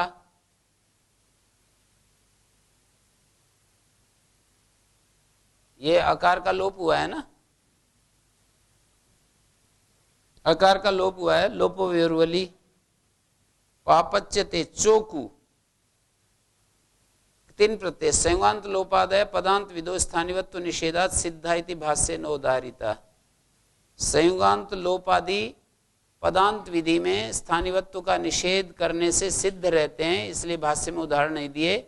स्कंदयते स्कन काष्ठम तक्षयति काष्ठतिक संयोगादि लोप लत्वणत्वेषु इति वचनात् संयोगादि लोपे स्थानिवत्वात् तद अभावाद अत्र संयुगांत लोपा। दो हयते धोक ले हयते लेट उणादिना में उत्पन्नत्वात् क्रियो गिरो इत्यत्र दीर्घ अभाव। संयुगांत लोप प्रभृतिषु, ऐसा कहा संयुगांत लोप प्रभृति में, और उसको छोड़कर कुत्वादि का उदाहरण दान में क्या लाभ देख रहे हैं? तो कहते हैं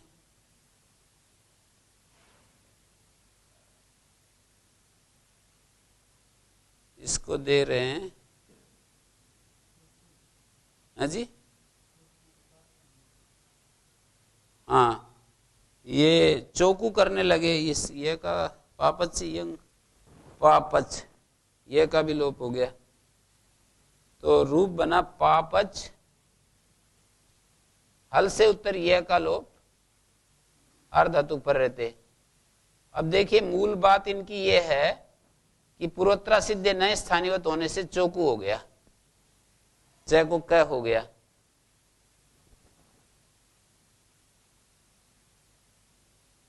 यायज्यते व्रस्त भ्रज सृज मृजराज भ्राजत छशाम सा सूत्र से यायज के जय को श हो गया, मूर्धन्य श। पापच्यते पाक्ति और याजयते याष्टि, पाचयते पाक्ति पापक्ति पापक्ति और यायज्यते से यायष्टि, और ये निजंत से दिखा रहे हैं, जैसे पाची धातु है ना, पाच और पाक्ति बनाना है ना, स्त्रियाम क्तिन, तो इस नेरनिटी से नीलोप हुआ, और चौकू चौकू सूत्र पाक्ति, और इसी तरह से याजी धातु से याष्टि, याज याज नीच, नीच का लोप हो गया, ये नीच है ना, और ये ती है, तो इस जय को श और स्टुना स्टू, याष्टि पाक्ति याष्टि चौकू संयुगांत लोप प्रभृतिषु।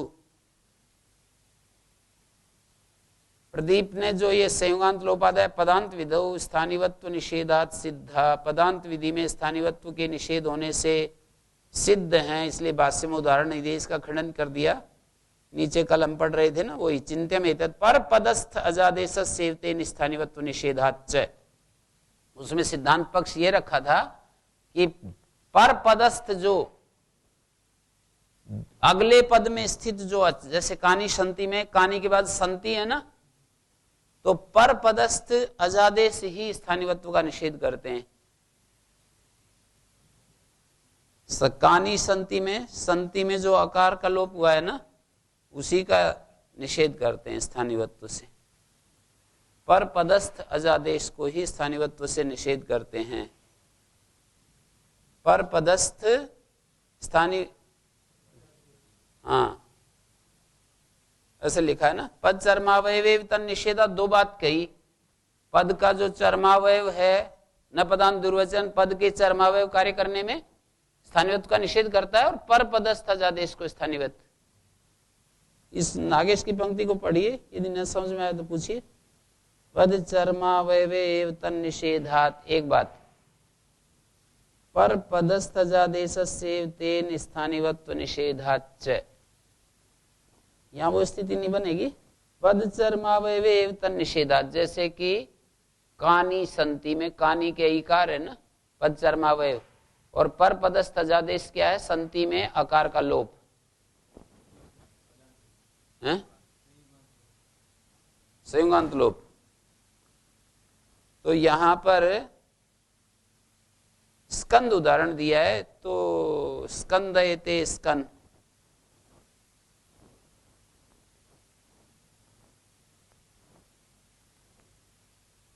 स्कंद धातु णिच,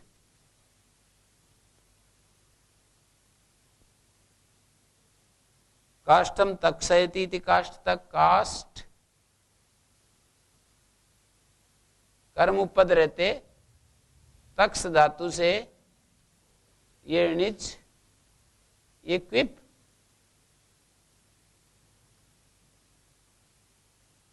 संयोगादि लोप लत्वणत्वेषु वचनात् संयोगादि लोपे स्थानिवत्वात्, संयोगादि लोप में स्थानिवत हो जाता है, तद अभावात् अत्र संयोगांत लोप।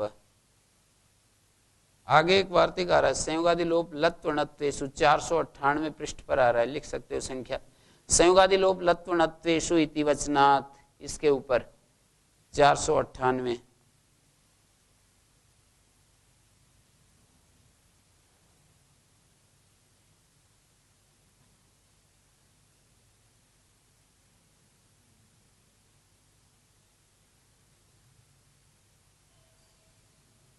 तो काष्ठ तक णेरनीटी नीलोप होता है, ये क्विप होता है, णेरनीटी नीलोप होता है,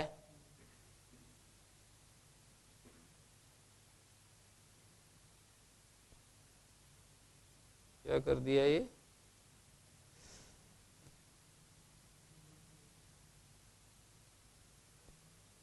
संयोगांत लोप, नय और दय का संयोगांत लोप, ये वाला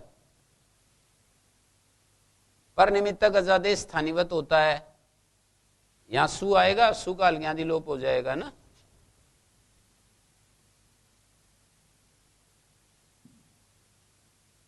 सु का अलज्ञादि लोप हो जाएगा, इससे उत्तर। ये संयोगादि लोप होता है, ये तो वही लोप कर रहे हैं, सकार का लोप कर रहे हैं, क और से, वैसे तो संयोगादि लोप होता है, जहां संयोगांत लोप भी पाए और संयोगादि लोप पाए, तो ये होता है ना, संयोगादि लोप होता है। लेकिन फिर भी इन्होंने ये उदाहरण इसलिए दिया कि एक वो बना रखा है ना, संयोगादि लोपे, संयोगादि लोप लत्वणत्वेषु स्थानिवत्वात्, स्थानिवत हो जाता है, संयोगादि लोप लत्वणत्व में स्थानिवत हो जाता है, इसलिए ये उदाहरण दे रहे हैं। संयोगादि लोपे लत्वणत्वेषु वचनात् संयोगादि लोपे स्थानिवत्वात् तद अभावात् अत्र संयोगांत लोप, इसलिए वो तद अभावत मानी ये संयोगादि लोप नहीं हो पाएगा, ये स्थानिवत हो जाता है, इसलिए संयोगांत लोप का उदाहरण दे रहे हैं। दो है ते धोक, ले है ते लेट, दो है ते उदाहरण दे रहे हैं, दूह धातु और ये णिच और ये क्विप, क्विप का तो सर्वा परिलोप होता है, इसका भी लोप हो गया, और लीह धातु से ये णिच और ये क्विप, क्विप का सर्वा परिलोप हो रहा है। तो इन सब उदाहरणों में ये जो है पर निमित्तक अजादे स्थानिवत होता है, लेकिन कह दिया कि पूर्वोत्तरा सिद्धे न स्थानिवत, स्थानिवत आगे स्वादुत्पत्ति करेंगे, पद बनाएंगे, दादे धातु और घा और एकाचो बसो बसंत सिद्धो भस भाव होगा, धोक रूप बनेगा।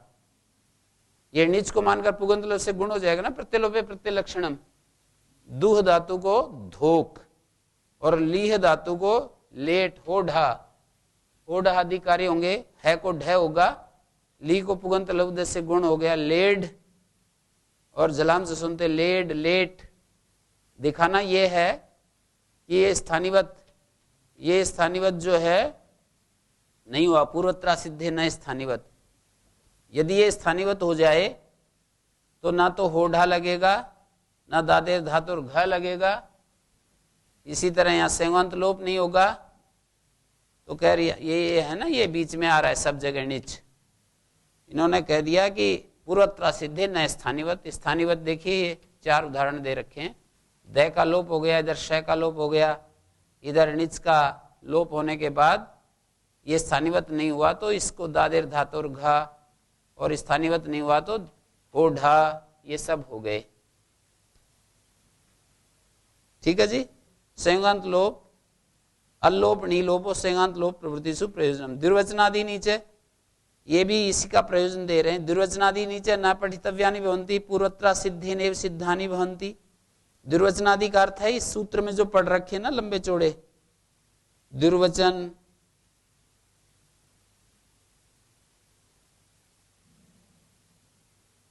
पढ़ रखे ना दुर्वचन वरे, दुर्वचनादि नहीं पढ़ने पड़ते हैं। वरे लोप यलोप वर्जम, वरे यलोप और स्वर वर्जम, वरे यलोपम स्वरम च वर्जयित्वा, ये सब सवर्ण अनुस्वार दीर्घादया साचर्या त्रैपादिका एव गृह्यन्ते इति भावा। साचर्य से त्रैपादिक जो हैं वो लिए जा रहे हैं। उद्योत ने बताया ना वरे यलोप स्वर वर्जम अनुस्वार से यही पर सवर्णा नश्चा पदंत झली सवर्ण अनुस्वार दीर्घ आदि। वो जो त्रिपादी में आते हैं ना सवर्ण विधि, अनुस्वार से ही पर सवर्णा और अनुस्वार आता है नश्चा पदांत झली और दीर्घ आता है रोर उपधया दीर्घिका और दुर्वचन अनचीच दुर्वचनादि नीचे सिद्धानि भवन्ति। अनेनेव सिद्धानि भवन्ति का अर्थ है पूर्वोत्तरा सिद्धेनेव सिद्धानि भवन्ति। पूर्वोत्तरा सिद्धम इस वचन के द्वारा, पूर्वोत्तरा सिद्धे न स्थानिवत इस वचन के द्वारा ही सिद्ध। किम अविशेषण, क्या ये बात सामान्य रूप से कह रहे हैं? किम अविशेषण किम एतत् सामान्येन कथ्यते उच्यते लेत्याह। आचार्य जी कह रहे हैं कि सामान्य से नहीं लेना इसको, नैत्याह।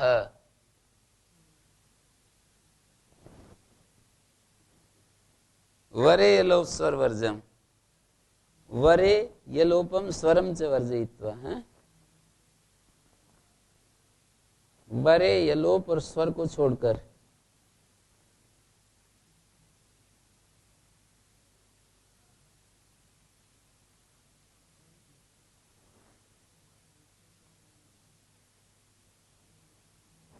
दोष संयोगादि लोप लत्वणत्वेषु। पूर्वोत्तरा सिद्धे नए स्थानिवत जो ये वचन बनाया इसका दोष स्थल बता रहे हैं।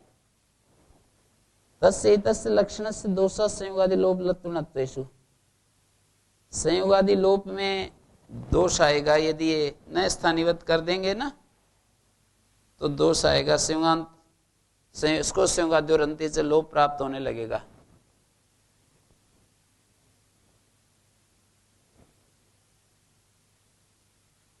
जैसे ये उदाहरण है काक्यर्थम,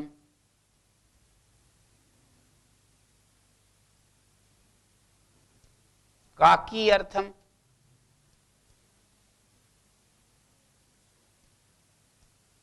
काक का फीमेल काकी बोलते हैं काकी के लिए,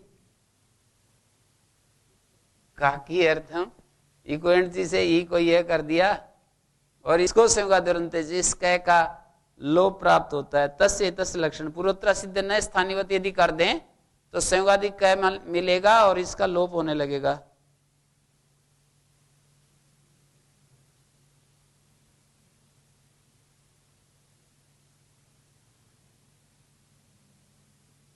लत्व का उदाहरण दे रहे हैं। निगार्यते निगाल्यते अच्छी विभाषा से लत्व प्राप्त होता है। निगार्यते कहाँ का रूप है? नी और ग्री निगरणे निच यक ते निगार्यते, इसका तो लोप हुआ करता है और ये ग्री को वृद्धि हो जाएगी प्रत्यलोप प्रत्यलक्षण मानकर गार। और यदि ये स्थानिवत हो जाए तो अच्छी विभाषा, ये लोप स्थानिवत हो जाए तो अच्छी विभाषा विकल्प से लत्त होने लगेगा। अच्छी विभाषा लत्तम ने प्राप्त होती है। यदि ये प्रतिषेध हो जाए स्थानिवत का प्रतिषेध हो जाए तो अचपरे नहीं मिलेगा और अच्छी विभाषा सूत्र नहीं लग सकते का, एक रूप बनेगा फिर। तो इसके लिए ननु अंतरंगत्वा देवलत्वम सिद्धति वाच्यम, ननु अंतरंगत्वा।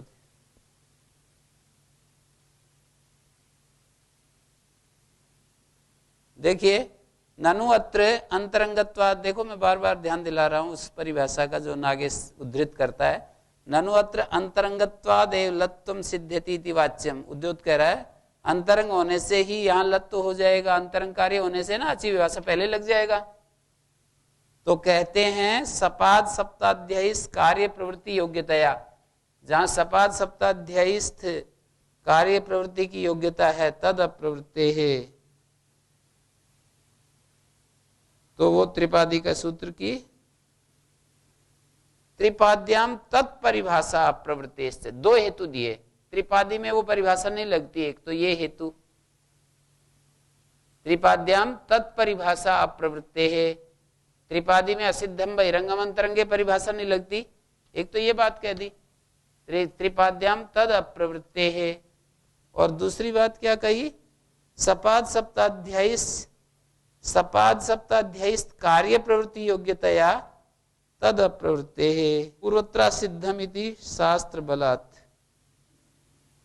तद अप्रवृत्ते पूर्वोत्तरा सिद्धम 9 नंबर टिप्पणी में ये दिया, पूर्वोत्तरा सिद्धम इति शास्त्र बलात्। पूर्वोत्तरा सिद्धम शास्त्र बल के कारण सपाद शब्दाध्यायी कार्य प्रवृत्ति योग्यतया तद अप्रवृत्ते है। कहते हैं, ये कह रहे हैं जब दोनों सूत्र पहले प्राप्त होने लगे, ये पहले करें या आची विभाषा पहले करें, तो कह रहे हैं पूर्वोत्तरा सिद्धम शास्त्र बल के कारण पहले सपाद सप्ताध्यायी के कार्य होते हैं। और दूसरी बात यह है कि असिद्धम बहिरंगम अंतरंगे त्रिपादी में जा भी नहीं सकती है। ऐसे दो बात कही है। न च प्रत्यय लक्षण, ये भी नहीं कह सकते कि प्रत्यलोपे प्रत्यय लक्षण, क्योंकि वर्णाश्रय नास्ति प्रत्यय लक्षणम, ये बात कह दी। फिर वर्णाश्रय में प्रत्यय लक्षण नहीं होता, ये अगली बात कह दी। प्रत्यय लक्षण सूत्र से नियमार्थताया एव भाष्य सम्मतत्वात्। ये जो प्रत्यय लक्षण सूत्र है, प्रत्यलोप प्रत्यय, वो नियम सूत्र है। और यहां पर लिखा है 11 नंबर में, नियम सूत्राणाम निषेध मुखे ने प्रवृत्तिया स्थानीयवत् सूत्रेण निर्वाह वक्तव्या। नियम सूत्रों का निषेध मुख से ही प्रवृत्ति होने से स्थानीयवत् सूत्र से निर्वाह करना पड़ेगा, सच ना अलविदित्वात्, और वो होगा नहीं अलविधि होने से। और लत्व हो गया, णत्व आखिरी उदाहरण दे रहे, माश वपनी व्रीहि वपनी प्रातिपदिकांत इति णत्वम प्राप्नोति।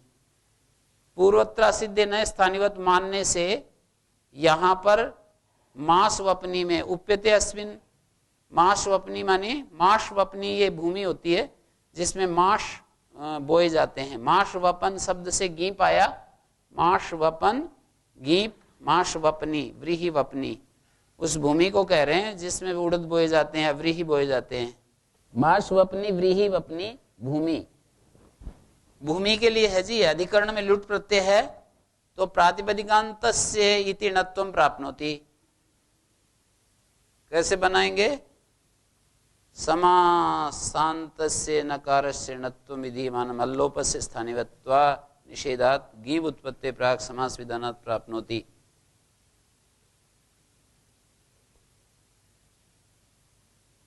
ननु स्थानीयवत्व निषेधे भी महास शब्द से वपनी शब्देन समासे समासांतो नकार न नत्वम न स्यात् इति गीव उत्पत्ते प्राक्। देखिए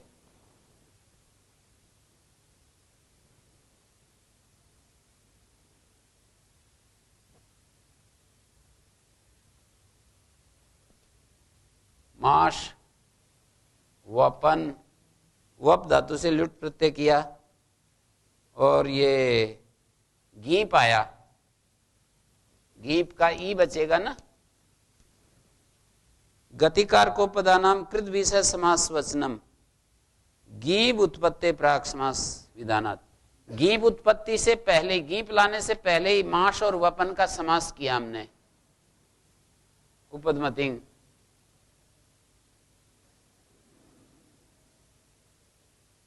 समासांतस्य नकारस्य णत्वम विधीयमानम, समासांत नकार को णत्व विधीयमान, अल्लोपस्य स्थानीयवत्व निषेधात्, अल्लोप के स्थानीयवत्व, अल्लोप स्थानिवत्व निशेषात गीव उत्पत्ति प्राक समास विधानात् प्राप्नोति। गतिकार को पदानाम कृत भी शुभ उत्पत्ति इति तत्र उपलक्षणम आवश्यकम गीव उत्पत्तेरपि उपलक्षणम। शुभ उत्पत्ति जो है ना वो गीप उत्पत्ति का भी उपलक्षण है, ये विशेष बात बताइए हैं। यहां पर 12 नंबर टिप्पणी में शुभ उत्पत्ति इति तत्र उपलक्षणम आवश्यकम। शुभ उत्पत्ति वहां पर ये कहा है ना परिभाषा में, गतिकार को पदानाम कृत विषय समासोचनम प्राग शुभ उत्पत्ति। शुभ उत्पत्ति जो है गीव उत्पत्ति का भी उपलक्षण है, लिख सकते हो गीव उत्पत्तेरपि उपलक्षणम। शुभ उत्पत्ति जो है ना 12 नंबर टिप्पणी में वो गीव उत्पत्ति का भी उपलक्षण है।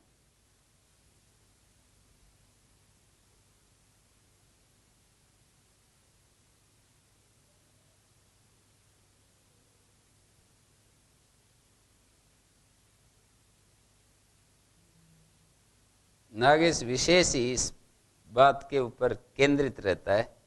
असिद्धम इसमें भी दिखा दिया, न च बहिरंग असिद्धत्वेन इदम सिद्धम त्रिपाद्याम तद अप्रवृत्तेरिति दिक्।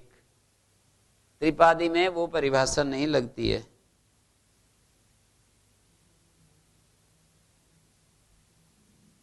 त्रिपादी में असिद्धम बहिरंगम अंतरंग की परिभाषा नहीं लगती है। इति दिक् ऐसी दिशा है, इस विषय में ऐसी दिशा है। हाँ जी, नानो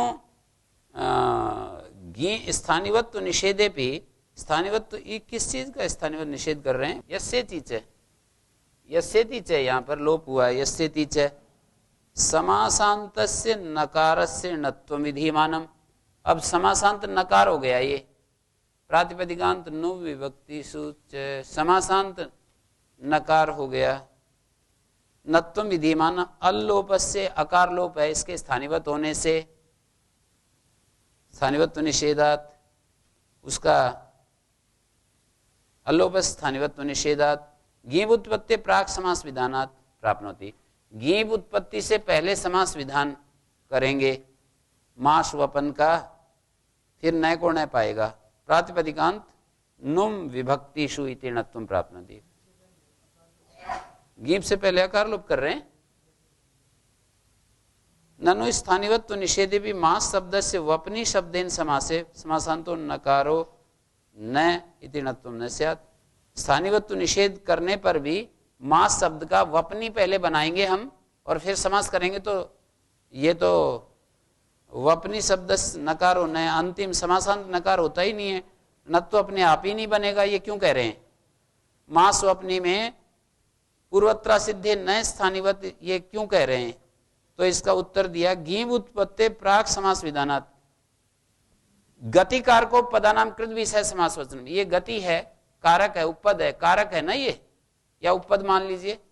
उपपद का शुभ उत्पत्ति से और गीप उत्पत्ति से पहले ही समास होता है। शुभ उत्पत्ति या गीप उत्पत्ति से पहले ही समास होता है, तो इसलिए यहां पर प्राप्नोति। प्रातिपदिकांत नुम विभक्ति से, प्रातिपदिक के अंत में प्रातिपदिकांत नुम और विभक्ति, प्रातिपदिकांत नुम और विभक्ति में स्थित नकार को णत्व प्राप्त होता है। प्रातिपदिकांत नुम विभक्तिषु, विभक्ति में स्थित नकार को प्रातिपदिकांत में, प्रातिपदिक के अंत में तो फिर आकार हो जाएगा। ये नकार कैसे दिखा रहे हैं?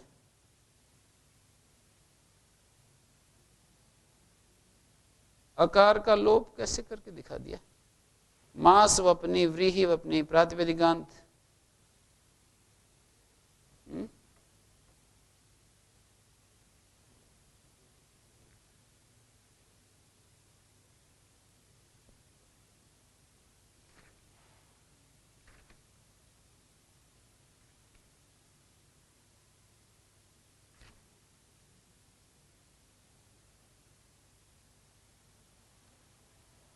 मीमांसा से दिखाया है मासा उप्यंते अनायासा।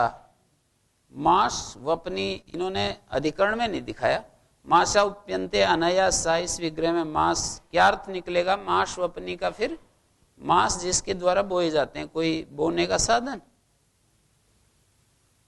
टिल्डाणे स्त्रीलिंग में गीप यस्यति से साकार लोप, अलोप के णत्व विधि में पूर्वोत्तरा सिद्ध न स्थानीवत से, स्थानीवत भाव न होने से, नकार समासांत प्रातिपदिक का अंतवय होने से, स्थानीवत भाव न होने से, इसी को मान रहे हैं। जैसे यस्यति से लोप करने के बाद ये समास प्रातिपदिक हो गया ना, पूरा प्रातिपदिकांत नकार माना जाएगा, ये प्रातिपदिकांत नकार माना जाएगा। अलोप के णत्व विधि पूर्वोत्तर सिद्धे न स्थानीवत नकार समासांत प्रातिपदिक का अंतवय होने से णत्व प्राप्त होता है। यहाँ गतिकार को पदानाम कृत विषय समास प्राग सुबुत्पत्ति से गीप की उत्पत्ति से पूर्व समास होता है, गीप की उत्पत्ति से पूर्व समास होता है। इस प्रकार पूर्वोत्तरा सिद्ध वार्तिक से स्थानीय भाव के प्रतिषेध में 3 दोष आते हैं और प्रयोजनों में लुग ग्रहण, चकार ग्रहण और दीर्घ आदि ग्रहण की अकर्तव्यता रूप प्रयोजनों में सूत्रों में ही लुग, चकार और दीर्घ आदि का ग्रहण है।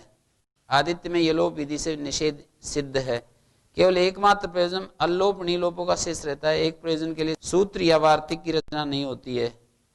इस प्रकार पूर्वोत्तरा सिद्धे न स्थानीयवत स्थित नहीं है, अर्थात व्यर्थ है।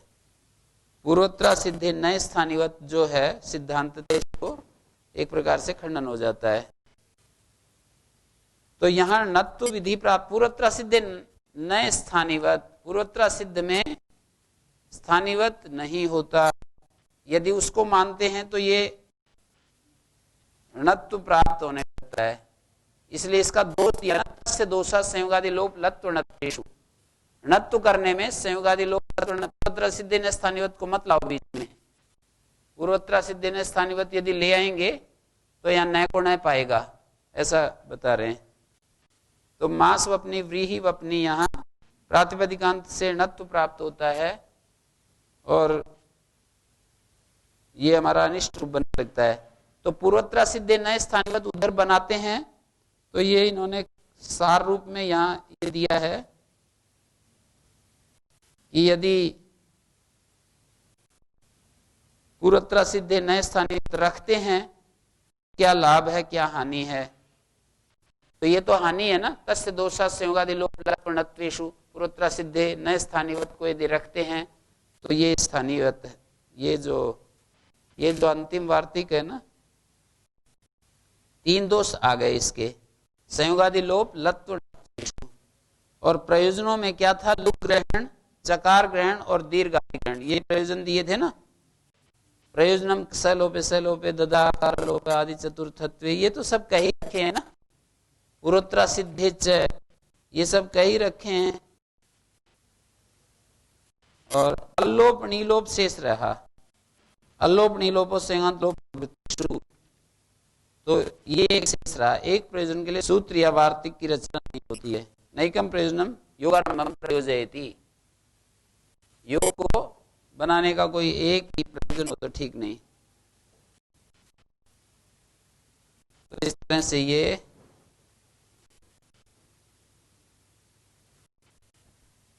न बहिरंग निदम सिद्धम, ये जो आखिरी विधि है ना जी, उद्योत में पंक्ति त्रिपाद्यम तद प्रवृत्ति, त्रिपादी में उसकी प्रवृत्ति न होने से। जैसे कोई कहे कि बहिरंग ये मास वपनी, जो मास वपनी ये अंतरंग और ये बहिरंग है। कौन सा अंतरंग बहिरंग देखेंगे मास वपनी में?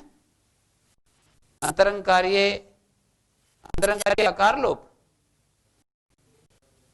बहिरंग अकार लोप, अंतरंग न कौन है?